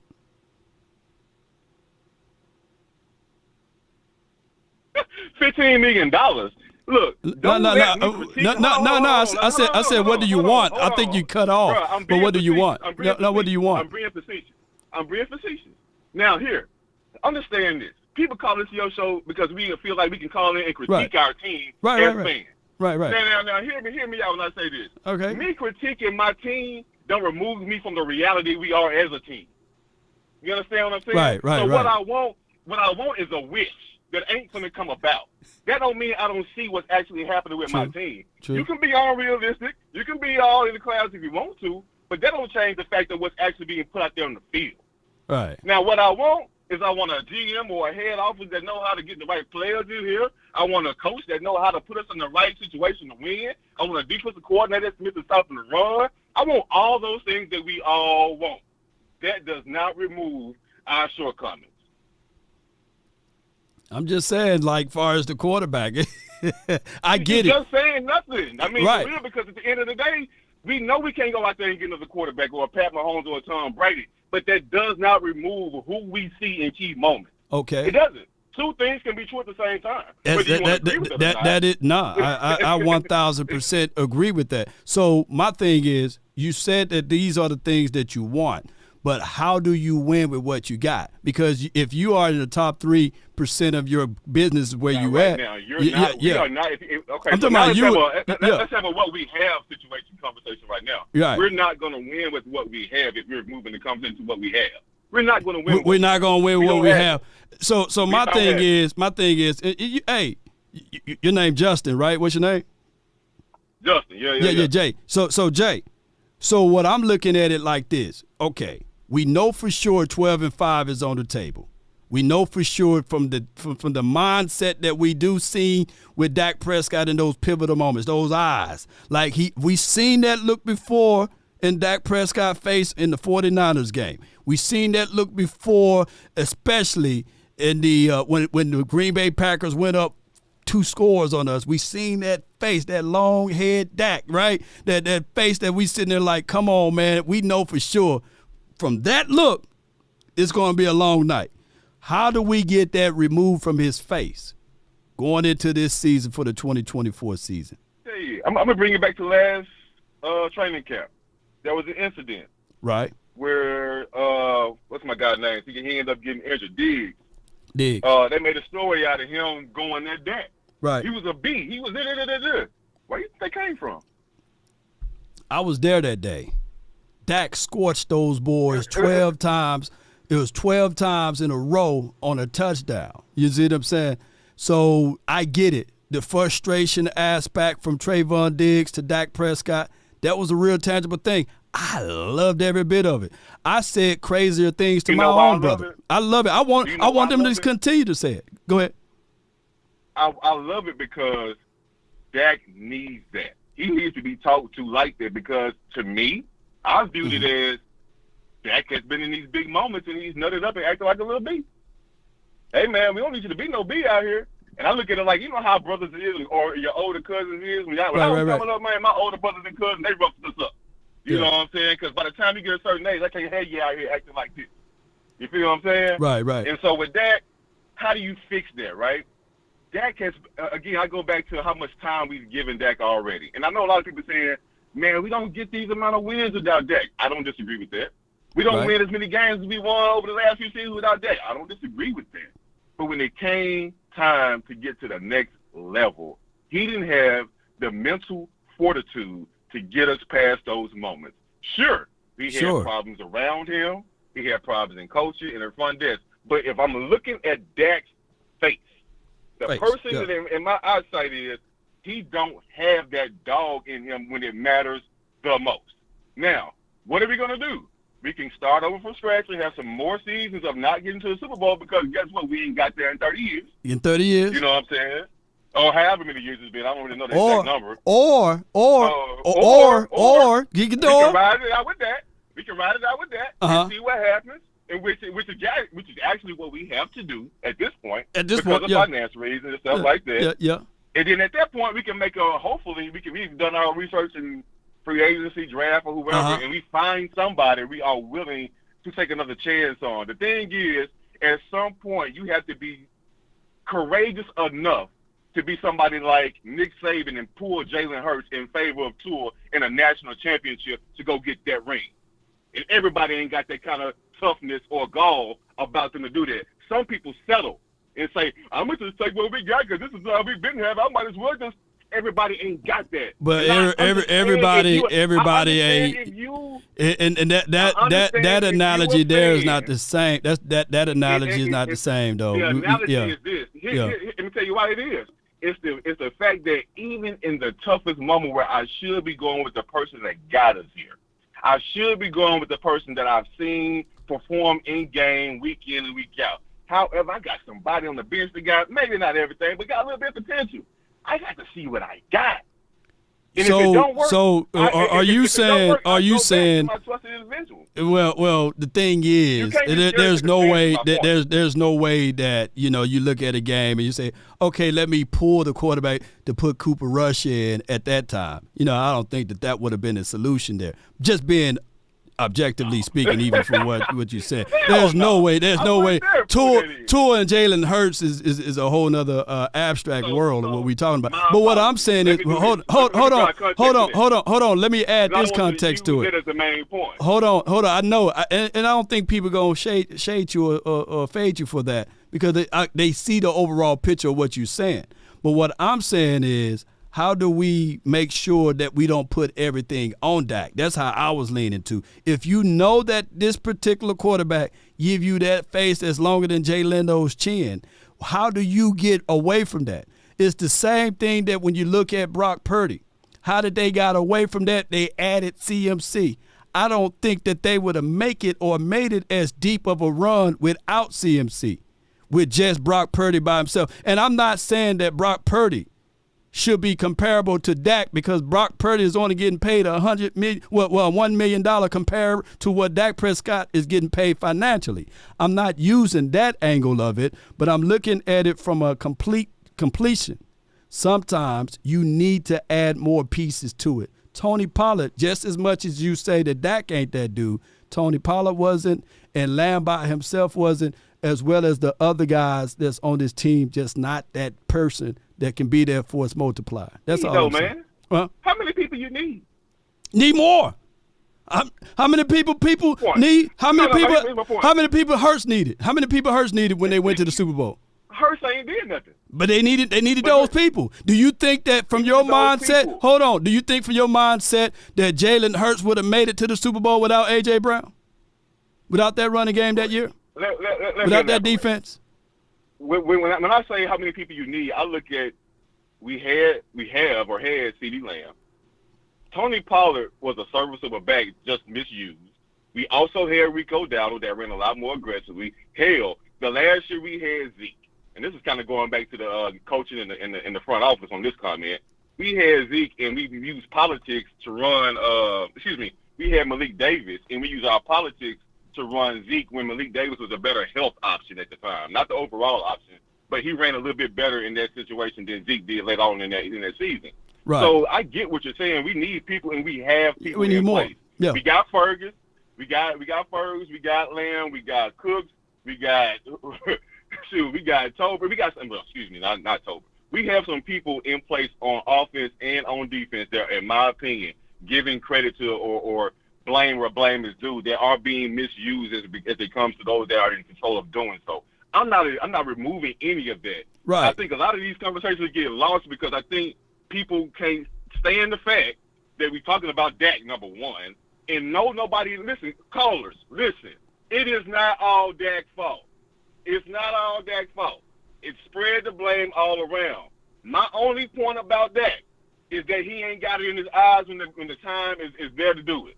That's all I'm saying. And what was my point? And what was my point? So you can understand where I was coming from. What was my point?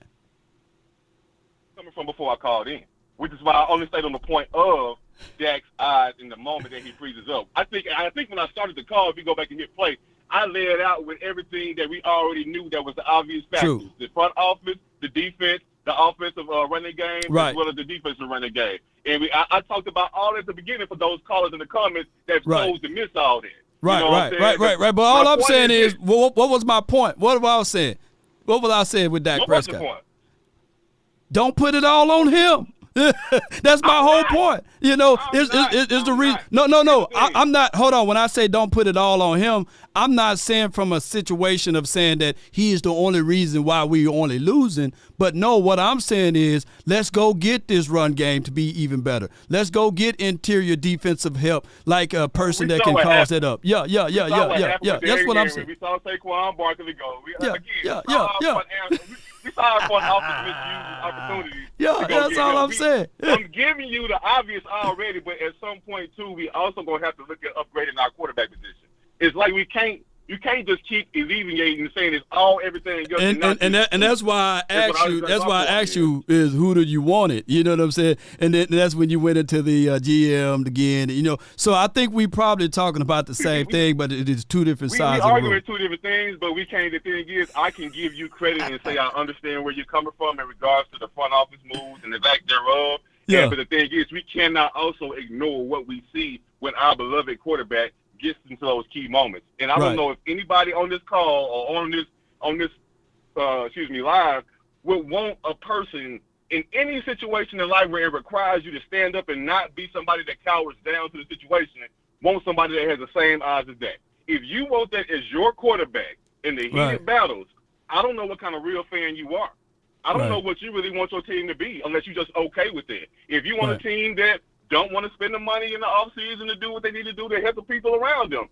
Because my way of looking at it is this. If we go out and get a running game, if we go out and get all this stuff that we say we need, is that going to change the way he look in those key moments? Hell yeah, I believe so. I think that if you end up, and I think that we had a few callers earlier, if you end up putting play action back to the table, and if you end up having someone else to get your quarterback in rhythm, we seen these type of things before. It's not the fact that Green Bay was the 2000 Ravens here. It's not the fact that when we played in these playoff games that we be getting blown out beyond the Green Bay game, right? It's the fact that we needed extra guys to absolutely stand tall. We necessarily can't have safeties playing linebackers. We can't have that, whereas Aaron Jones go 9 yards untouched. Talking before about contact. The Green Bay game. I'm talking about Green Bay. I'm talking about Green Bay. And completely to defense. I ain't gonna hold you on that. And we can't have a quarterback throwing pick sixes. Those are facts, right? So we got to have a complete. It still takes a complete team, is what I'm saying, basically. But I give it what you said, bro, and I thank you so much for calling in, and I'm glad that we got a chance to have this great dialogue, Justin, and I appreciate you so much for calling in. Real quick. My actual name is Justin, but I go by Jimmy Fly on all social sites. Jimmy Fly Hook'em, a little fishing twist. So you won't see Justin anywhere. Oh, okay, Hook'em. Okay. It'll be Jimmy Fly when you see me posting in the comments. Okay, I got you saved in as Jimmy Fly. Hook'em, you know, that stands for the Longhorns, do it? You're a Longhorns guy? Not at all. I'm an Arkansas guy. I'm a Razorback, but I like to fish. So I'm always okay. All right, good. You messed me up. I say, hey, man, talk to me about Sweat or Jalen Ford or Byron Murphy. But, yeah. So you more of a Arkansas guy. Yeah. Appreciate you for calling in, bro. A great one. That's a good call from a man. Real good call. And I hope that you guys get with what is it? Yeah. Jimmy Fly Hook'em, man. You know, I thought he was a Longhorn for a second. Yeah. So I hope that you guys get with what he's saying, and I get the argument for what he's saying too. I get it. When you seeing Dak Prescott face longer than not Jimmy Johnson, but longer than Jay Leno chin, oh my goodness. We already know when you seeing sweaty Dak, dude, just a sweating. I was like, man, take the sleeves off, man, if you're going to do all of that sweating, dog. You know, it's going to be a long game, man. But we seen the quarterback also stand tall in some moments. And I hate to use the Seattle Seahawks game because that game really, if you look at the Seattle, did the Seattle go to the playoffs or they was one game out of the playoffs? But we've seen some moments where he is, I still think, since 2016, I think he's number 3 or number 4, something like that, in comeback victories, something crazy. But what I'm saying is get it to a point where you can take that face away. It'll be nice, man, if we had an Aaron Jones over here averaging 9 yards before contact. It'll be nice, man, to have a wide receiver when he is stalling out that you can go to another guy. That's how the 49er system was. Debo, when he's going through his transgressions and mad about something, Ayuk is going. When Ayuk can't get going, dude, hey, CMC is going. Then if CMC can't get it busy, then Kittles is going. The only thing that outside of these other quarterbacks, the 3%, is Pat Mahomes. And he can't, when he ain't getting it going, you see Travis Kelce all in the face of the coaching staff, spitting upon everybody, saying, hey, we got to get this better. We don't have that here, y'all. It's just Dak. Lamb, ain't no way in the world Michael Irvin would allow anybody to push him in the back like Lamb did in that game. They'll bullying us off all over the field at our own house. I had to look up and see whether or not that game was home or away. Our whole team looked disheveled. Let me know if I'm wrong. It wasn't just Dak. The only person, like I said, that gave us a little fire was Ferg. That was his second year ever playing in the National Football League.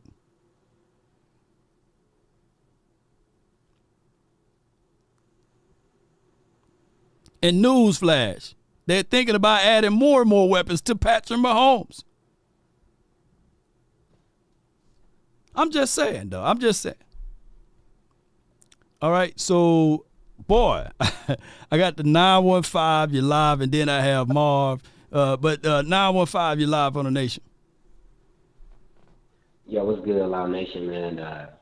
I just want to tell you, man, you be doing your thing, bro. Keep doing your thing, bro. I listen to your show, and, you're doing great things, bro. And I just want to make a quick point to respond to the last caller. Dak is the low-hanging, so everybody's going to pick him. Right. But Dak is a B-plus quarterback. At A, on some days, he's an A. Right. But there's only been like 10 quarterbacks in NFL history that has ever carried a team to a championship. In all of NFL history. Like, you can't name any quarterbacks that have actually put the team on their back and carried. You talking about Joe Montana, you talking about, Tom Brady? And look at the teams that these guys had around them. You know what I mean? Because when you mention Joe Montana, you got to mention the system, Bill Walsh and Roger Craig and the West Coast system, and then of course he won one without Jerry, but then he flew around and got Jerry Rice, So yeah. And then you had Ronnie Lott. You got the hardest thing is to also compare different generations to this one. Because the players played differently. Like Ronnie Lott, broke his whole pinky and he said, okay, I can snatch it off or something. You know what I'm saying? Yeah. I'll snatch it off. But a modern day player, nah, man, they're going to be sitting out for 2 or 3 years. You know what I'm saying? Oh, my pinky, so it's just different situations. And I look at it like the Terry Bradshaws of the world, man, unbelievable defense. Brad Johnson defense. I'm looking at a Trent Difford defense. Who else? Who else we can name, like a Nick Foles defense and just unbelievable plays that he was able to make. Joe Flacco. Flaccos of the world. All of these guys are a couple of tiers lower than Dak Prescott. You pick up Dak and you put him on the Legion of Boom, I think that he would have been able to win a Super Bowl. I think that what most people do and Jimmy, I'm not saying that Jimmy or Jay, I'm about to say, Jay was wrong with his assessment with Dak Prescott. But all I'm saying is when you seeing Dak Prescott face longer than Jay Leno-Chin, let's go give it to somebody else.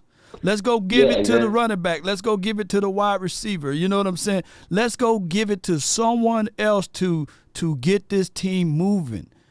Find that person.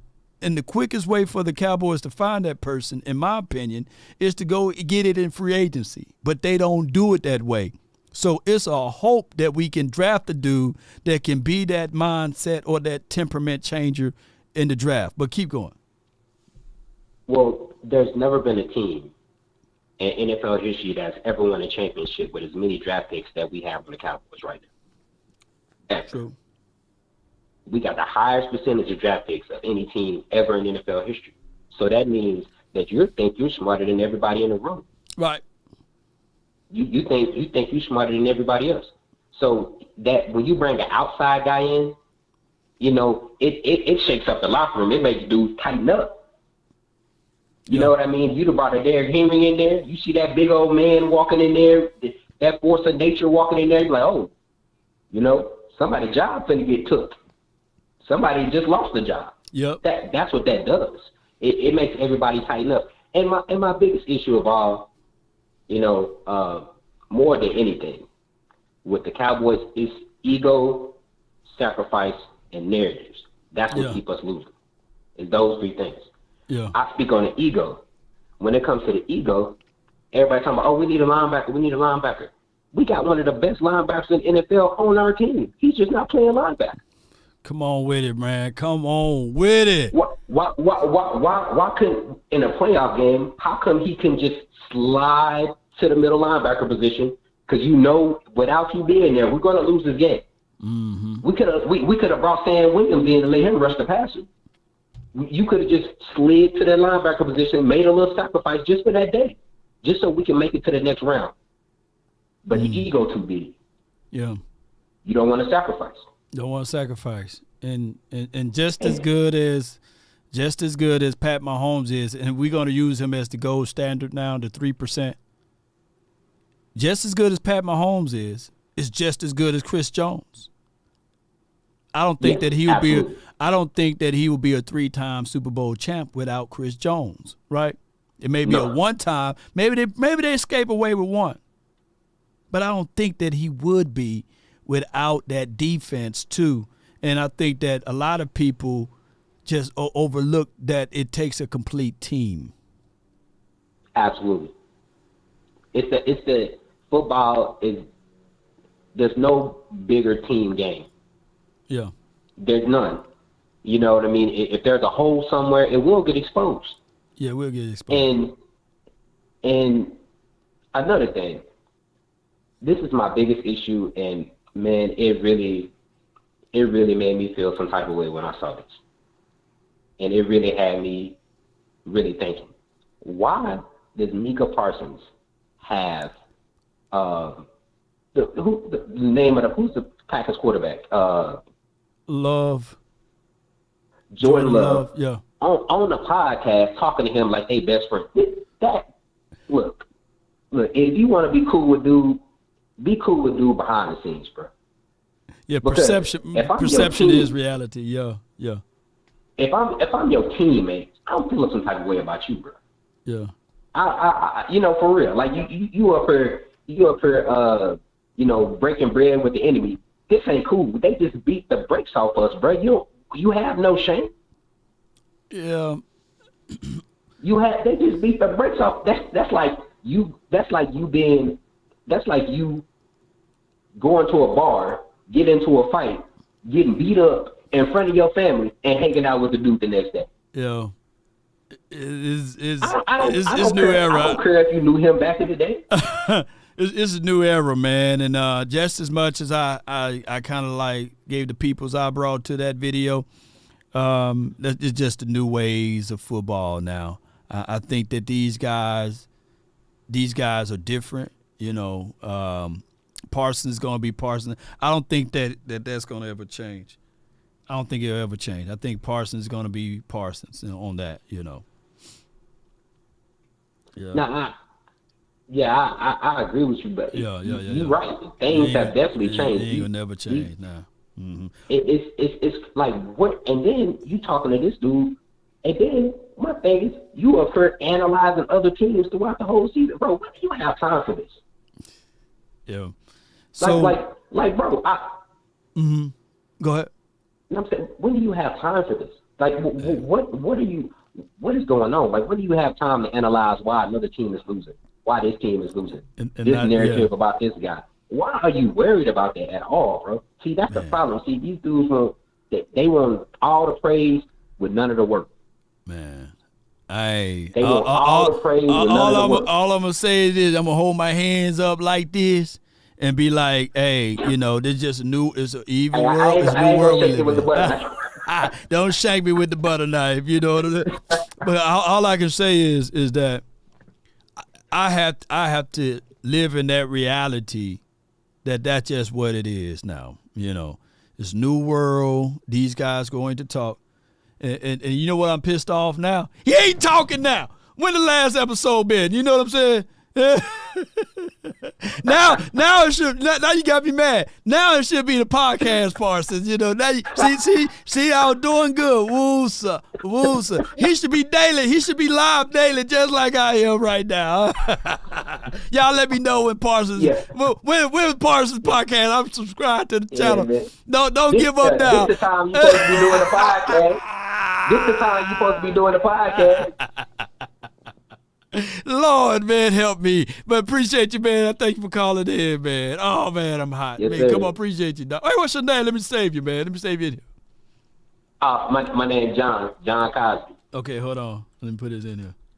Now, y'all know who to force your frustration at. John Cosby, not me. All right, bro. Appreciate you, man.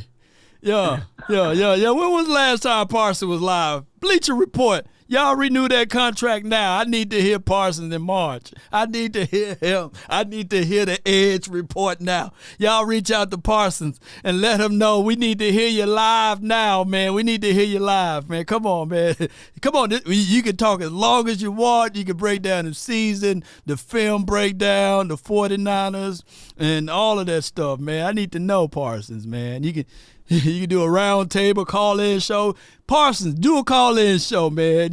We'll pay. We'll pay for it. We'll pay a subscription of $11 a month, and you just give me for Discovery. Just give me about 5%, 10%. We work something out.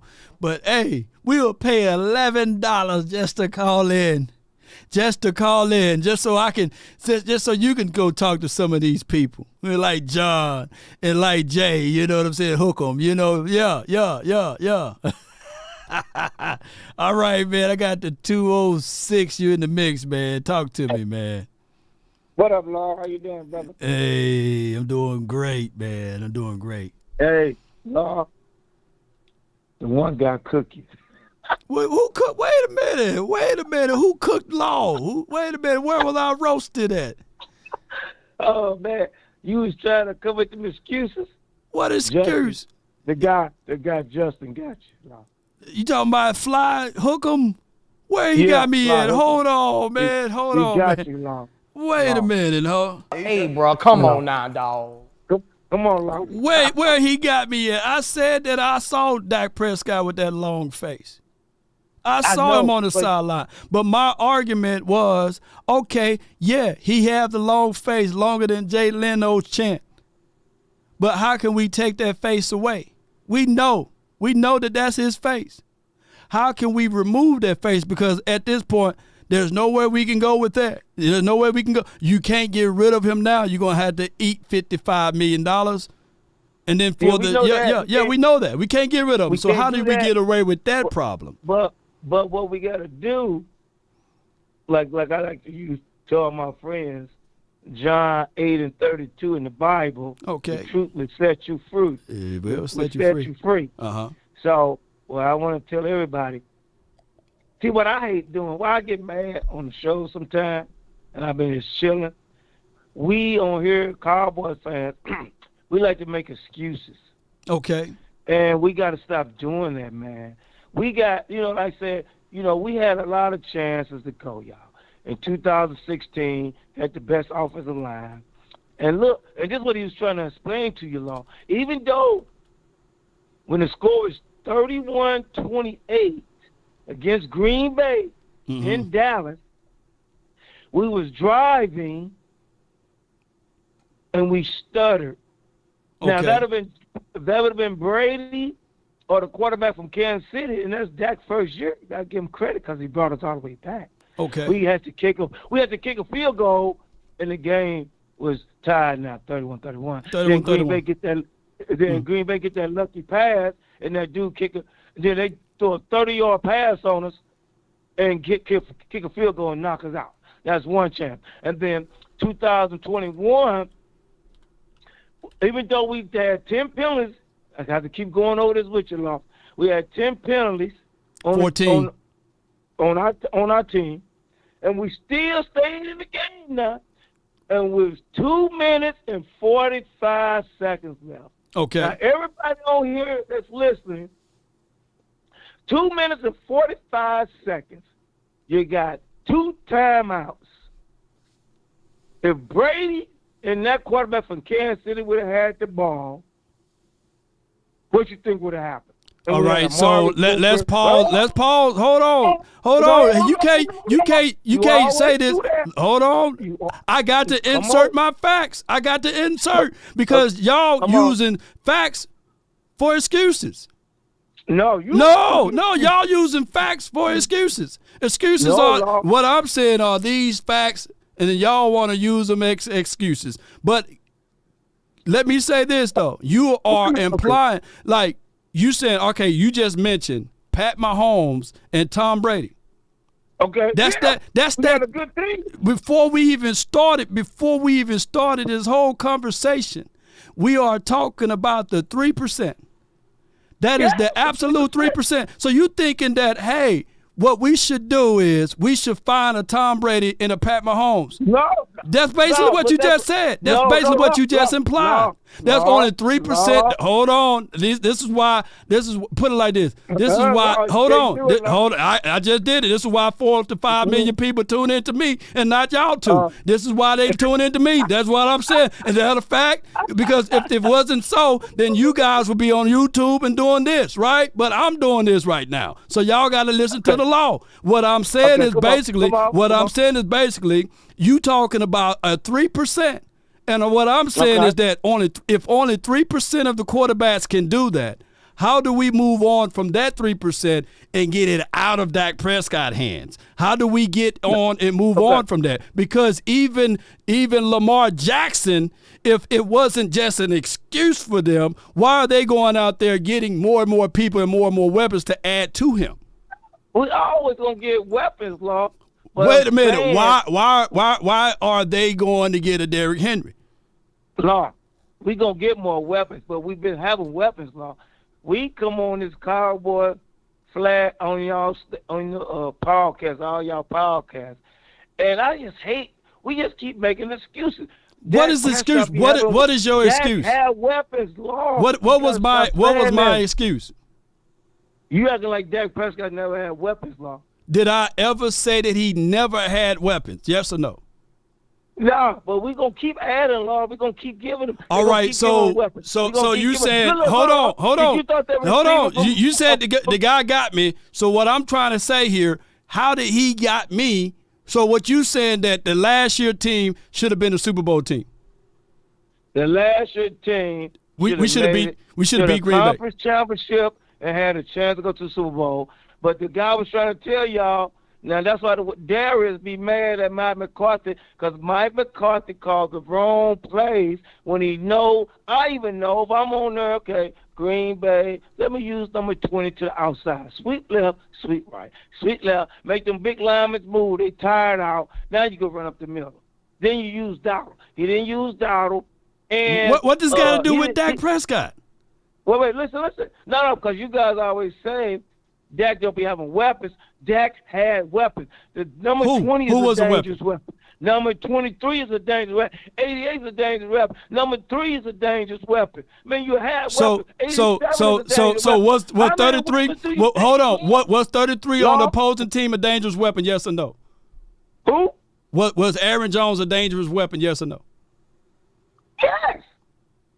And that dangerous weapon was averaging 9 yards before he even got touched.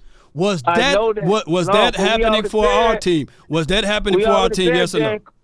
We already said Dan Quinn sabotages with the wrong. Wait a minute. So where's the excuse? No, but Law, I'm saying the last 3 years, the defense, even though they played sorry this game, San Francisco beat us 19-12. We lost 23-17, and we lost, who else did we lose to? Then in that one game, 34-31. Them 3 chances right there with Dak Prescott as quarterback. Bad coaching. That's what Darius talking about. Okay. Everything got to work together. It's a team sport. Everything got to work together. Even with Dak. Wait a minute. So you said, hold on. So I'm trying to get into your world here. So you saying that basically it's a team sport, but Law Nation, by pointing out the facts, is making it excuse when I say that these are the same things that you're spitting out. Because I'm trying to figure out weapons. I don't want to hear that no more. We have weapons every year, Law. We got to stop saying that, man. That's an excuse. Every time I hear you, Boss Cowboy, everybody, oh man, we need Billy John. We need name me a team. Name me any NFL team. Name me any NFL team. Any NFL team. Any NFL team what? Just name me any NFL team. Just name me a team. Yeah, just name me a team. Okay, Cleveland Browns. Do they have weapons? Yes. What was their excuse? What was their excuse? Why they didn't win at all? They didn't do nothing. Just like us. We the same way like them. That's what they're trying to say. And name me another team. And name me another team. Name me another team. Houston. Do they have finally weapons? Made a playoff. Do they have How weapons? Many years? What was their excuse? I'm glad that you named that team. Why did they beat? Why they didn't beat the Ravens? Because the Ravens just beat their butt. They ran into a better team. And then Baltimore choked with their, you know what I'm saying? Baltimore choked. So Baltimore lost, hold on. From the Texans community, they reported that they couldn't run the ball, that they needed to go out there and re-solidify the run game. What did they do this offseason? They got a little halfback. Okay, and what do you think that they're going to do in this draft time? They're going to draft a halfback. Just like draft a halfback. We're going to draft a halfback too. So what? So either we can look at it and say, well, the Texans are making excuses. Hold on. I'm putting it down right now. We're going to have a dangerous halfback with a good offensive line going to be blocking. We got a good offensive line. I don't want to hear no excuse. No, all of them is saying, Law, I'm just tired of hearing excuses. We stop coming on here. Hold on. Here's what you're saying. Here's what it is. Write this down. Write this down. Excuses are facts you don't want to hear. Let me tell you this one. Excuses are tools of incompetence, and those who specialize in using them seldom do good in anything else. You can give me that Noop line all you want. You know what I'm saying? Yeah, I know you done crossed the burning sands, but you can give me that Noop. You can give me that Noop line all you want. But at the end of the day, excuses are also facts you don't want to hear. The fact of the matter is, hold on, let me say this, and I'm going to give you back a coin that I gave Hookem, and I'm going to give you a coin also. The fact of the matter is what I'm saying, basically, that nobody want to hear, is that I'm literally saying that Dak Prescott by himself can't carry this team. We know that. We know that. So what I'm saying is he's absolutely by himself. He had one of the best offensive line ever. Tony Romo never had offensive line. That's why he got killed. but Dak had that line. They made that line. They recruited that offensive line for Tony Romo, but Tony Romo he was destroyed. So Dak took over, and kudos to Dak. This offensive line haven't been healthy completely since 2016, fam. But I get it. I get it. Everybody class personified on this offensive line. Everybody didn't have no issues or ill will on this offensive line. But what I'm saying is basically, outside of Dak Prescott, I get it. Everybody is angry and pointing the flame at him. I understand that. I'm not blaming him. All right, so I'm just saying, I'm not blaming Dak Prescott. I'm saying the guy was trying to test you. This is what y'all okay. Let's put it this way. This is what everybody got to get out. Okay, go ahead. Everybody wants Dak Prescott. Okay, I like that. You know what I told you. I'm my quarterback. I'm like Terrell Owens. That's my quarterback, man. You know what I'm saying? So, in that word, we want Dak Prescott to succeed. Okay. We want a Super Bowl, but you gotta. That's why Brandon and everybody come on here and they try to attack you with Dak because you guys keep trying. Stop making excuses. Hear me out. Okay. How do you get Dak Prescott to succeed? Move on from Dak. How you get Dak Prescott to succeed? Okay, this is me. I'm the coach. Okay, this is what I'm gonna do. You the coach. On a 2nd and 2. Look. Okay, everybody listen. Now let me finish. Let me do this, Law.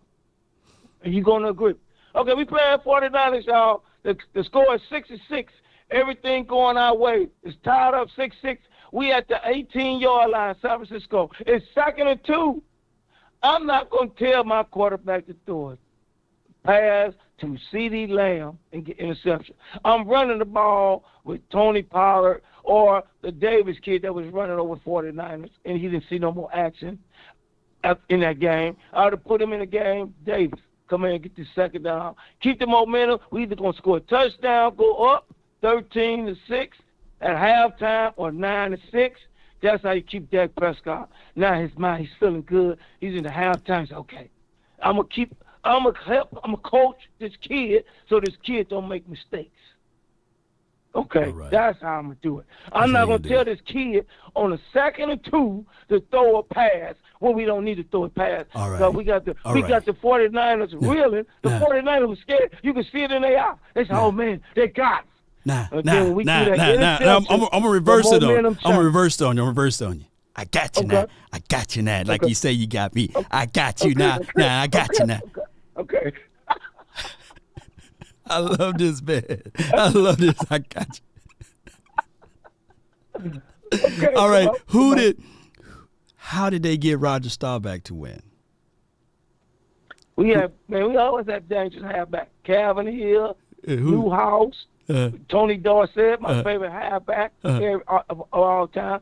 Just living Troy Aikman, Emmitt Smith. But we had Ezekiel Elliott. Who's on that defense? Everybody. Hold on, no. You want always to Zeke, man. I'm talking about the people that absolutely lifted up a Lombardi trophy. How because I wasn't alive in the 70s, man. So I know you was, man. So how did they win those Super Bowls? How did they win it? We won with good defense and good coach. Okay, just name me a few of those defensive players. 54 D tackle with a Randy. The Manster, yeah. Yeah. Then we had Tall Jones. Yeah. Come on, man. Did we have any safeties? Did we have any safeties playing linebackers? Did we have any safeties playing linebackers? No. We never did that. We never did that. No, stop making excuses. Stop making excuses. You're making excuses, Marv. No. I flipped it back on you. You stop making these excuses now. You stop it. You stop it. Law, everybody heard me. Law, in the first game when we lost to Arizona, you were sick, I was sick, and I came on your show and say, Law, I do not feel comfortable with Dan Quinn. I was the only one here talking while y'all was on here saluting each other. Not Dan Quinn. He got y'all because now he got 2 BD tackles. He took the backup D ends. Then he got 2 big linebackers that weigh 245 that could cover and run. You see what he just did? So Dan Quinn, he sabotaged the Cowboys, and y'all try to say, oh, man, that was good. No, Dan Quinn got it. So, Stop making you know what I'm saying? So, but hey, now we got hold on. Can you give me that quote again, man? Shout out to all of the Noops, man. Can you give me that bridge to nowhere quote again? I just need to know it. say it one. Can you recite it one more time? Come on, man. Excuses are tools of incompetence, and those who specialize in using them seldom do good in anything else. What he's saying, in other words, you're a dumb, stupid. You know what I want to say. You're a dumb, stupid. So don't make excuses. I do not want nobody to come on this show no more. We can't take Dak. We want Dak Prescott to win. Oh, Dak Prescott is my quarterback. Man. So we can't come on here in closing. In closing, stop coming on here making excuses. We just got to do what we got to do. The guy just said it. I got to give him credit. We got to have good coaching. Dak, he got to start if they call a wrong play, if it's 2nd and 2, and McCarthy say throw a pass. Look at McCarthy say, I'm running this damn ball. Run the damn ball. That's why you don't throw interceptions, and then we might get over the hump. You know what I'm saying, Law? And stop saying we need 1,000 receivers. We got Dane's receiver. I'm going to put my money on it. If the dude make the team that we got from Pittsburgh, because he's coming in to make to feed his family. When somebody got to feed their family, Law, Martavius I'm Bryant. putting my money on Martavius. That might be our X factor. And we're going to draft another receiver, and we're going to have a danger, either Tennessee halfback or the Notre Dame halfback or the Florida State or the Kentucky. It's so many halfbacks on Wisconsin. How about them Cowboys? I'm ready, but stop making excuses. No Please. doubt, man. Appreciate you, man, as he landed the play, man. That's my guy, Marv, man. Marv, MJ, boy. Hey, oh, my gosh, Goodbye. man. Oh, my gosh, man. This was the longest, probably about the longest show I had all year, man. Oh, my gosh, man. I don't know how long I've been live. I'm in quadruple overtime, but if y'all can do me a huge favor as it's playing land, check out our sponsors for today. Let's talk about this. Have you ever Googled yourself and were shocked to see your personal information exposed out there on public listing sites? Data brokers are making a fortune selling your information to robocallers, spammers, and others, and want to learn more about you. Like they know where you live at. They list all of those things. As a public figure, these type of stuff are nightmares to me. Private information should remain private. This is why I'm pumped to tell you guys about my new sponsor, Aura. Aura can identify data brokers exposing your information and submit opt-outs requests on your behalf. Brokers are legally required to remove your information if you ask them to, but that makes it super hard to do. Let Aura handle that for you. You can try Aura free for 2 weeks using my link, www.aura.com/Law Nation Sports. Aura also does so much more to protect you and your family from online threats you can't see. It's really easy to set up, so you don't have to download several different apps. You don't have to download parental control, antivirus, VPN, password management things, identity theft, insurance, and more. You get everything in one affordable price. Let Aura do all of the hard work to keep you safe online so you can focus on the task with a peace of mind. Once again, start your 2-week free trial by using my link and go to www.aura.com/Law Nation Sports. The link is also included in the description box. Let's go. Yo, appreciate y'all, man. Ooh-wee. Marathon show. Shout out to you, Ratio, man. Thank you so much for your support of your super chat. I think I probably left out somebody or missed out somebody super chat, so I'm going to try to find it and dig it up. But I appreciate you so much, man. Oh, my goodness, man. Be sure to check out Aura as well. The information is in the link there that's pinned to the top of my page.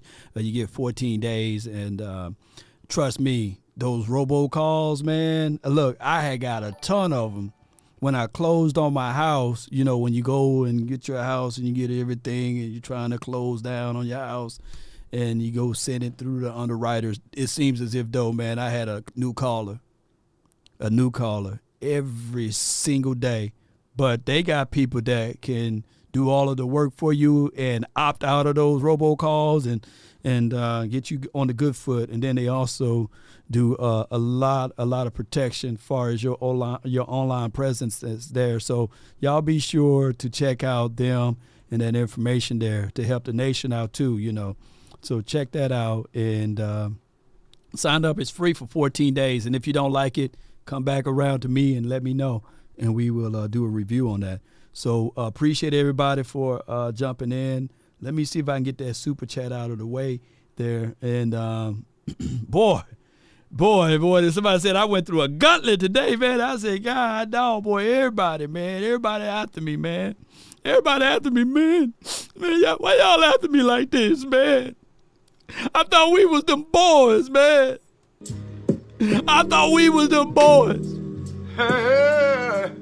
Why y'all do me like this, man?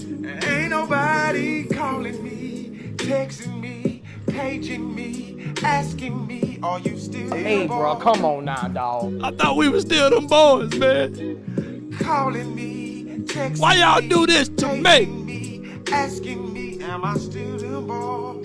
Y'all usually check on me. Listen. I'm still them boys. Come on, y'all. Hey, I'm still them boys. Why y'all do this to me? Oh, I'm still them boys. I thought we was them boys, baby. I'm still them boys. Sing it. Sing it. Yeah. I'm still. Come on, choir. I'm still. Where you at, choir? You having an unnatural allegiance to losers. Come on, man. Boys. Call and check on me.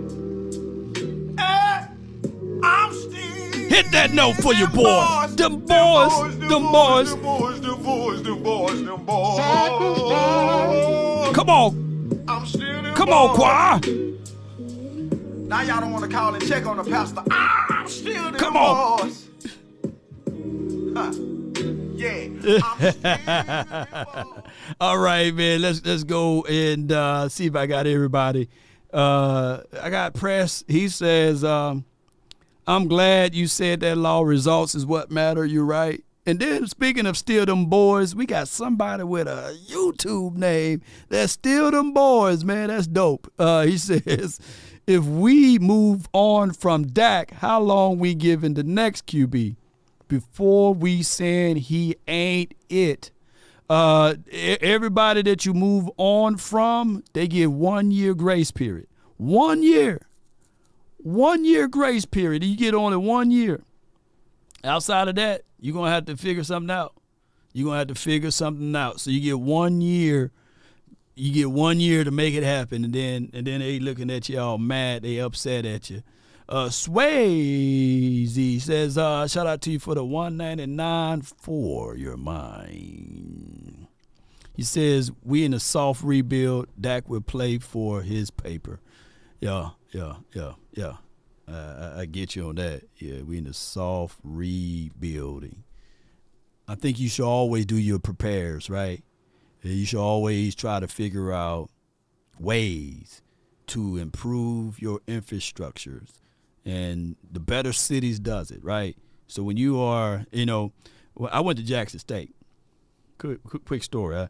I guess we might as well stay being live here. Yeah. I went to Jackson State University, the Jackson State University, by the way. And they didn't believe on repairing stuff. They believe on waiting stuff to get to the end and then repair stuff. Not the Jackson State University, but the city of Jackson. If you go downtown and you be riding around, man, there's potholes everywhere. I mean, God dog, it's like dodging. When you're trying to go to Freelawn, you know where the potholes are at. Shout out to Freelawn, by the way. For those who in Jackson, y'all know what I'm talking about. And all we asked is, don't let it get to become like a crater. Go ahead and repair those roads. Go ahead and make sure you put that asphalt down before it get too treacherous. So I do like the fact that if you are a team and you're trying to rebuild or softly rebuild your infrastructure, that you don't wait till it get all rocky. So I don't mind that, I don't mind that at all. Back to the other conversation at hand on the other Super Chat. Appreciate you so much. But I hope you guys get what I'm saying. Mike Jones says the Cowboys do both have the right personnel to win the Super Bowl. Until the fans start holding the Jones responsible, we will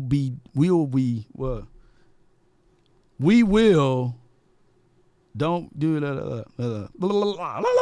I guess that Mike Jones right there got you a little bit. I think that we will get the same results is what you're saying. Yeah, and that is insane. That's insanity. Yeah, Coyote says 10 minutes from Jackson State Law. Yeah, Coyote! Jackson Fair, I love my Jackson State, oh dear. All right, I got action. He says, Law, you my dog, but the homie cook you, man. Oh, my gosh. Where did he cook me, man? Where did he cook me?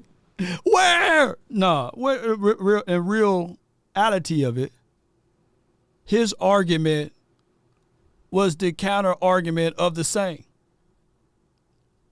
We both agreed that we were able to see Dak Prescott's face longer than Jay Leno's chin, right? We absolutely saw, and I also identified the fact that you do have sweaty Dak that we don't like.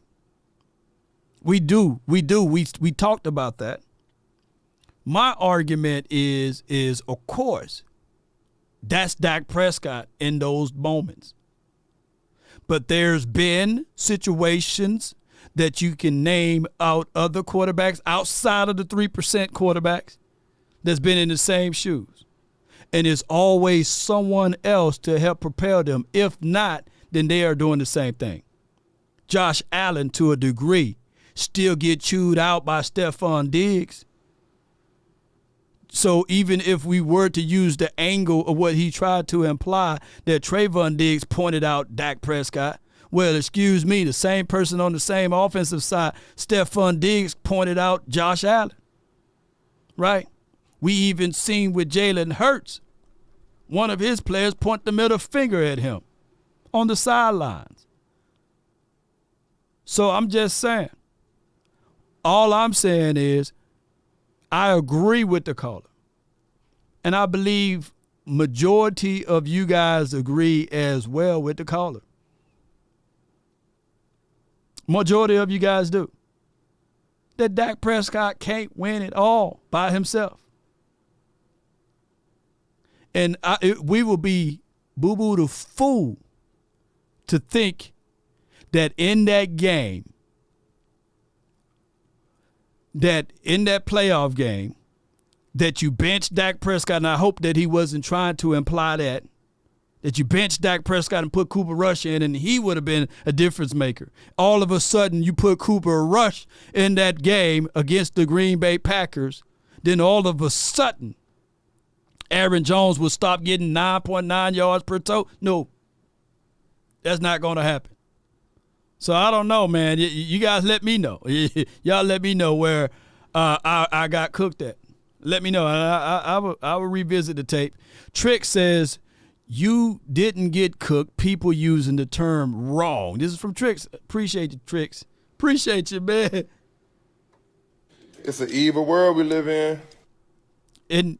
And Chris Blunt, he says he want a new quarterback. And I'm going to say this again, and I know it's a marathon show. Who do you want? Who do you want? Because even if you had a different quarterback, let's say we had Tom Brady. Do Aaron Jones still average 9 yards per tote? Do we still put in, dare I say, safeties as linebackers? Would this team still have lost in the playoffs? Do we still beat Green Bay if we had Tom Brady? even if to a degree, if we had Pat Mahomes, do we beat the Green Bay? And I need to know. I just need to know. I told y'all before, on Earth 6, our astroplane there 4 weeks ago, on Earth 6, Dak Prescott is on the Chiefs and Pat Mahomes is on the Cowboys. And everybody's saying that they want Dak on Earth 6. I promise y'all. Everybody on Earth 6, look it up. Astroplane to Earth 6, y'all. Yeah. White Ice said it wasn't Joe Burrows, man. He getting paid $250 million. He getting paid $250 million over there. The Cincinnati's not getting rid of him anytime soon. But even if we had Joe Burrows, we ain't beating the Green Bay if they averaging that many yards on the ground, dog. Yeah, in the multiverse, man. Earth 6, man. Somebody said, man, I'm trying to get to Earth 6, man. Hell with these Cowboys. I want to see Pat Mahomes in that silver and blue. Name me the quarterback. We still lose against Green Bay. I'm going to be real with y'all. My brother, man, he even let you know.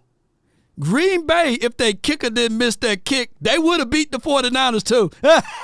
They would have beat the 49ers too. You know, I promise y'all. Y'all go back, watch the Green Bay versus the 49ers game in that playoffs. That Green Bay was hot, boy. Jeez.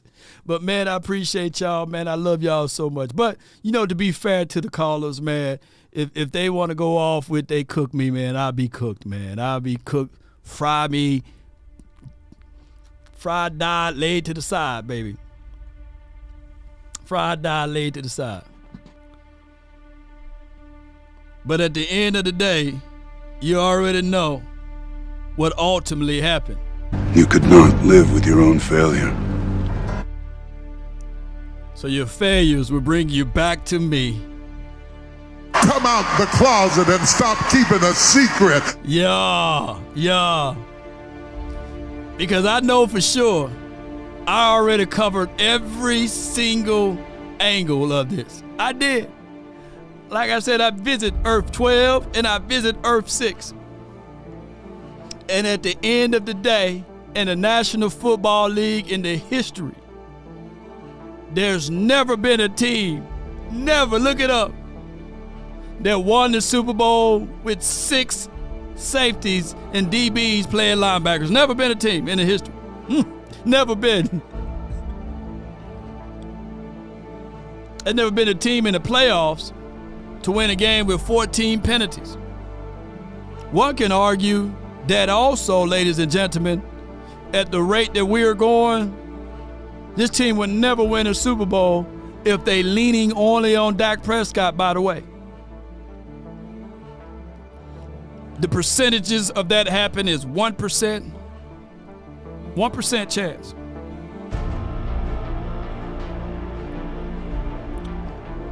That's the reality of it. Whether you like Dak or not. Common Sense Lab says everything said today about Dak can also should be said about other players, coaches, and front office. That's the problem. DPF. And that's the thing. That's the thing. They called me crazy and delusional when I said that even Tony Romo in a better environment would have been better than Drew Brees if he had better coaching. I always looked at him better than some of the other star-studded quarterbacks during his time. And we can raise the argument for Dak Prescott. Marathon Law, baby. Boy, I thought I would get Brandon Ross to call in, but hey, he didn't call in today. But the mindset should be still the same, ladies and gentlemen. I get all what you guys are saying. That we're looking for someone to point the finger at and point the blame. We're looking for one individual. But when you point the finger, you have 3 pointing back at you. Somebody point the finger and let me know how many is pointing back at you. Yeah. Kevin Nichols says Tony Romo was underrated. Yeah. But that goes to show you how equipped your team could be. I think he was better than Phillip Rivers. He's better than Big Ben Roethlisberger. He was better than most of those quarterbacks. Eli Manning. But those boys was on a better team. Those boys were. But at the end of the day, everyone have a reason, but results are what matter. Them guys lifted up a Lombardi trophy. Ours didn't. That team didn't rely on a Jason Garrett to build a plane and fly it for them. We did. It's difference of circumstances. We held on to the longest thing ever. And now he's gone and we're seeing Mike McCarthy. In the history of the NFL, you guys can fact check it, stamp it, and re-look at it.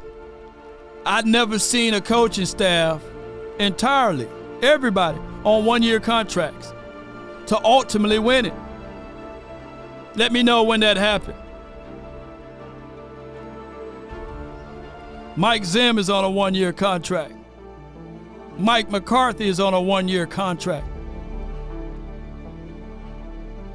To a degree, your quarterback is on a one-year contract. Your running back's on a one-year contract. Everybody's on 1 years.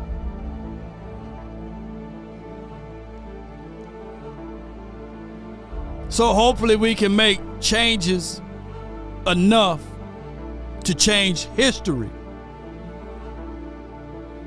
Or this could be a lame duck season, not just for the head coach.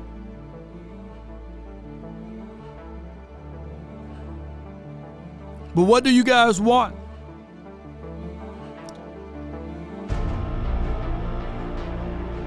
What do you ultimately need? They said, well, the quarterback is holding us back. Well, what was holding back the other quarterback? They said, well, that quarterback was holding us back. Well, what was holding them back before that quarterback? I need to know. I need to find out. I need answers. What is really ultimately holding this team back? My guy said, don't make excuses.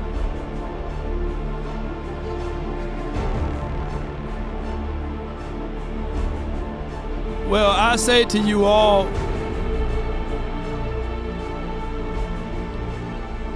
how come everyone else need help but we don't? How come the MVP of the season need a Derrick Henry? How come the MVP of the Super Bowl need a Hollywood Brown? How come C.J. Stroud, Rookie of the Year, need a Joe Mixon? How come everybody else needs somebody but the Cowboys don't? How come the 49ers, after they signed Nick Bosa to a $250 million contract, the first defensive edge guy to ever get that type of money? How come they needed more and more pieces on defense? How come why do they need a CMC there? Why do they need a Debo, a Brandon Ayuk? How come everybody need weapons but the Cowboys don't? I need to know what is the deal is with that. How come the Washington team need more and more people over there to set up for whoever they draft for their quarterback?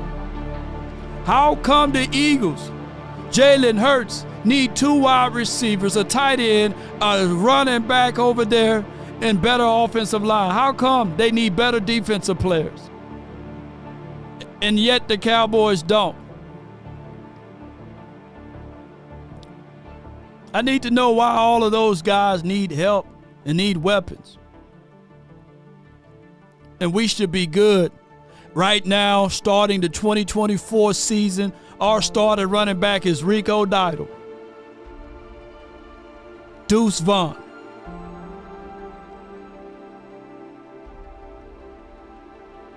I need to know, is that enough?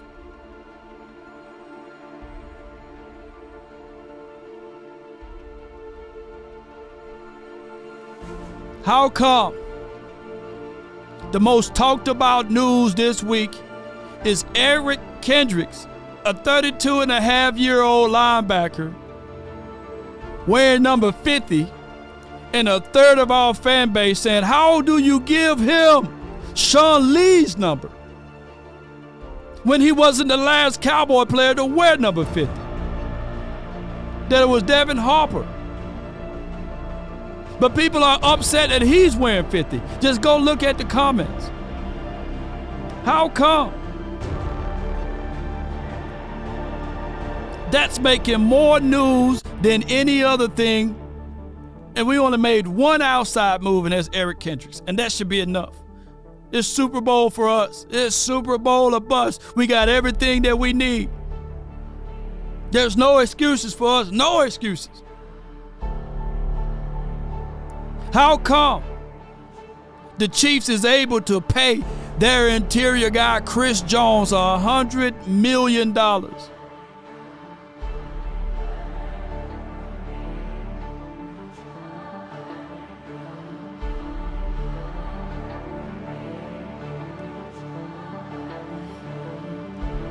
Mr. Know-It-All says Jake Browning. He got more faith than Jake Browning to win a Super Bowl than Dak, and he's guaranteeing it.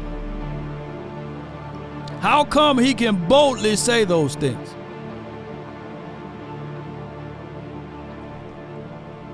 And he's here.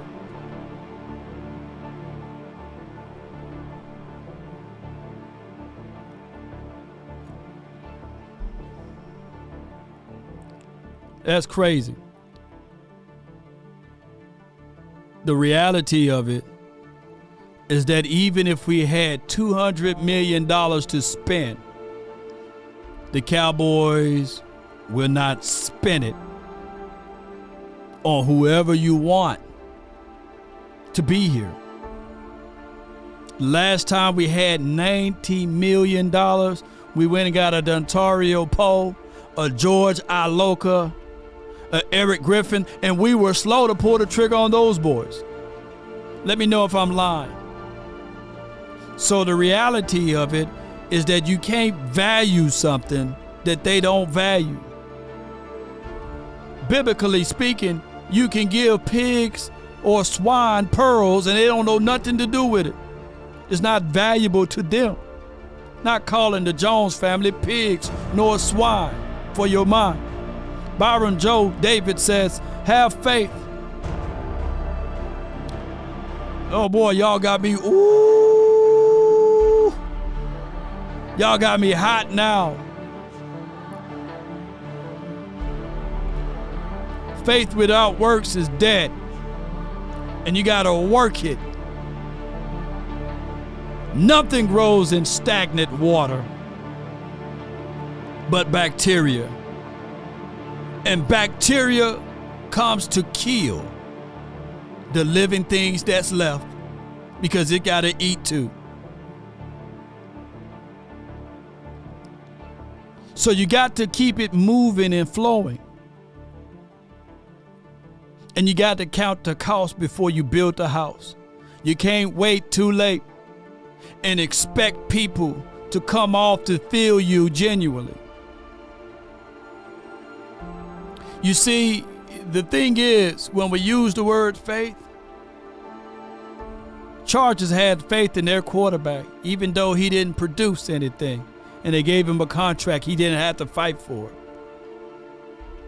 Bengals had faith in their quarterback, even though he went to the Super Bowl to ultimately lose it. He didn't have to fight for nothing more.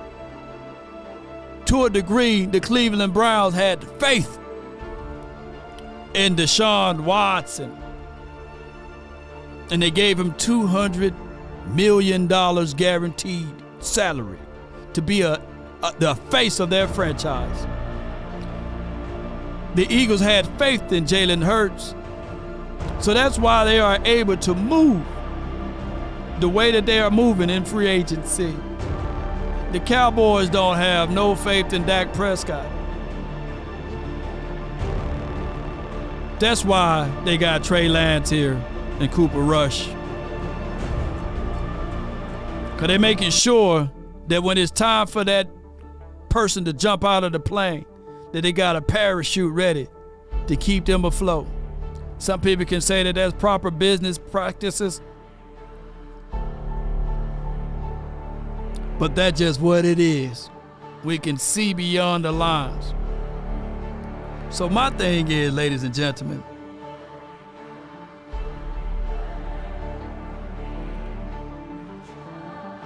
is that these players got to ultimately have it in their hearts to win in spite of the organization, in spite of the front office.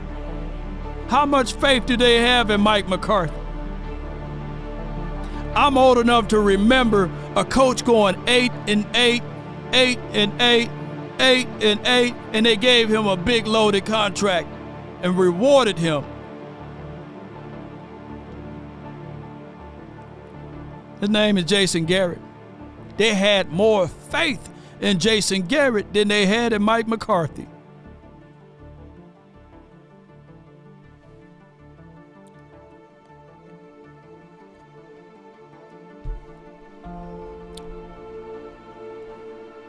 But if you want a thing bad enough to go out there and fight for it, to work day and night for it, to give up your time, your peace, and your sleep, if all of your desires of it makes you quite mad that you don't get tired, and it makes you hold everything tawdry and cheap, if life itself seems empty and useless without it, and all that you scheme and dream is about it, if you'll gladly go out there and sweat for it and fret for it and plan for it and lose all terror of your mind, if you would simply go after the thing you want with all of your capacity, strength and sagacity, with faith, hope, and confidence, and stern pertinacity, if neither poverty or famine or fame or the sickness of your body or brain can turn you away from the thing you want, if dogged and grim and besieged and beset, with the help of Almighty Cowboy Nation and everyone that's listening, you will get it, baby. Let's go. This is where we hold them. This is where we fight. Come on, baby. Damn. Damn. Yeah. We about, baby. I know y'all got faith in me, though, huh? I'm going to deliver. I gave y'all all of my time. That's why I say that's been my time. I really thank you all for yours. I ain't giving y'all no short time over here. Let me know if I let y'all down. Let me know. I gave y'all everything I got. You know. Come on, baby. I gave y'all ample enough time. I gave y'all a full show. Overtime law. For free. I ain't on nobody's clock. I didn't force nobody to pay me today.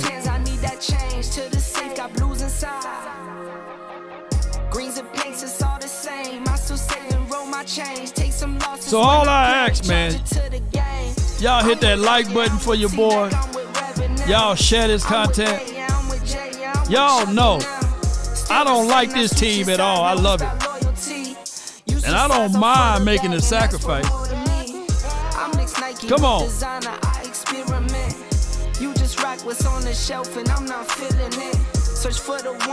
Win, lose, or draw, baby.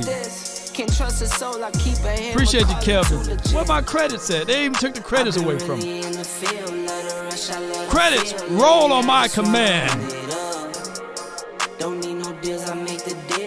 You better roll credits. You better not take the credits away from all of the loyal people, man.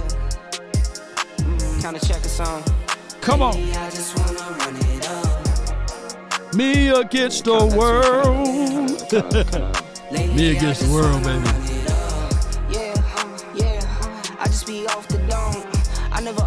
Check out Prize Picks too, by the way.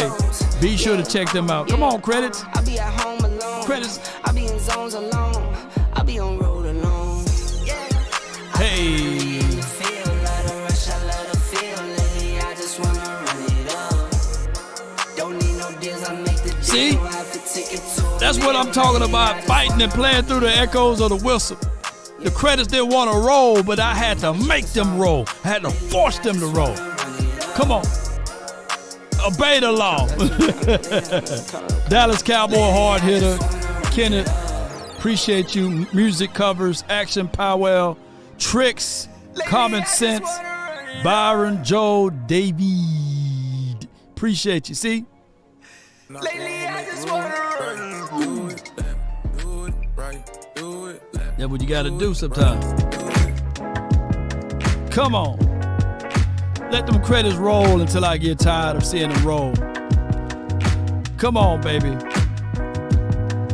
I don't have to go pick up the little one. I dropped her off at school. And what happened, they had a gas leak at the school. So they had to find out where the leaks are at. So she's been in the office with me all day. She's been in the office with me all day. Yeah. So I don't have to leave right now.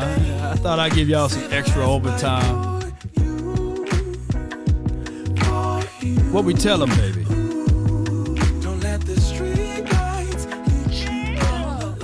Appreciate y'all. Y'all know how this goes. Y'all saw me talking to Mr. Cowboy. Don't let the street lights hit you. What we tell them? Lay a tune, I follow. Come on, sing it with me, y'all.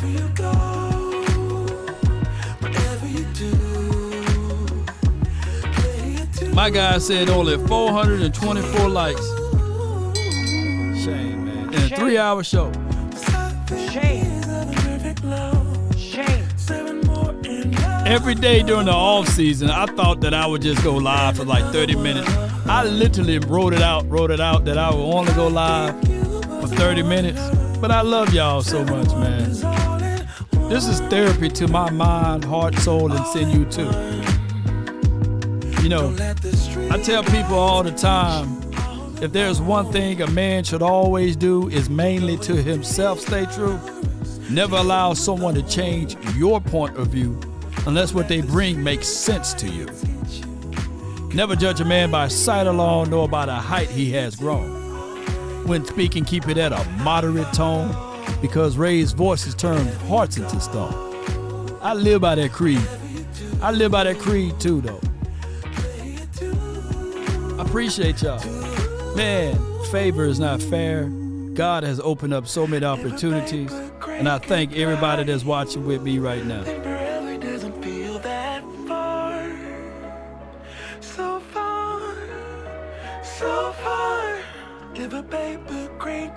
Come on with it. Then forever doesn't feel that far. Swallow that. So far, so far.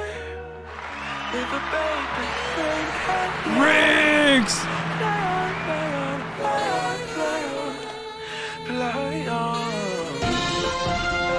Oh my goodness. Did y'all check out that breaking news? We answered, I talked stuff, I thought we had it, but it goes to show you who's a better team, and I'm sticking Cowboys.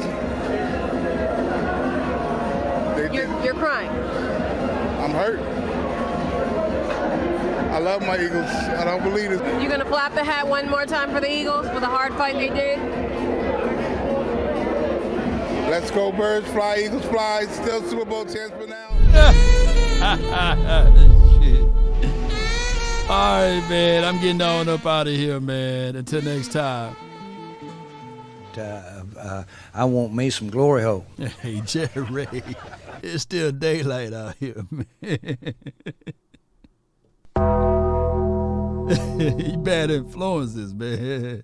Let me crack your cranium and fertilize your brain. See, when you invest in something, and you hustle and you work for something, you got a different type of attachment to it. You're going to have a cold day in hell for somebody to try to take this from you. We live by this, we die by this. We don't surrender, we don't retreat. Every man must search his own soul. I listen to that quote every morning. I want to get mine out the mud. I want mine out the dirt. I don't want no handouts. I don't want no celebrity to co-sign me and somebody to see me in the street and say, I remember when such and such put you on. No. It may sound harsh, but I'm going to beat myself up so the world can't beat me up. Because the world is a cruel place. It can be a beautiful place if you allow it to be. Once your perspective changes, that's when miracles happen. What else I got to conquer so I can get to the next level? What else? There's always going to be giants at the gate. If it ain't rough, it ain't us. Let's go. Wow. So it ain't like, why me? It's like, why not me? Let's do it. The flowers don't chase the bees.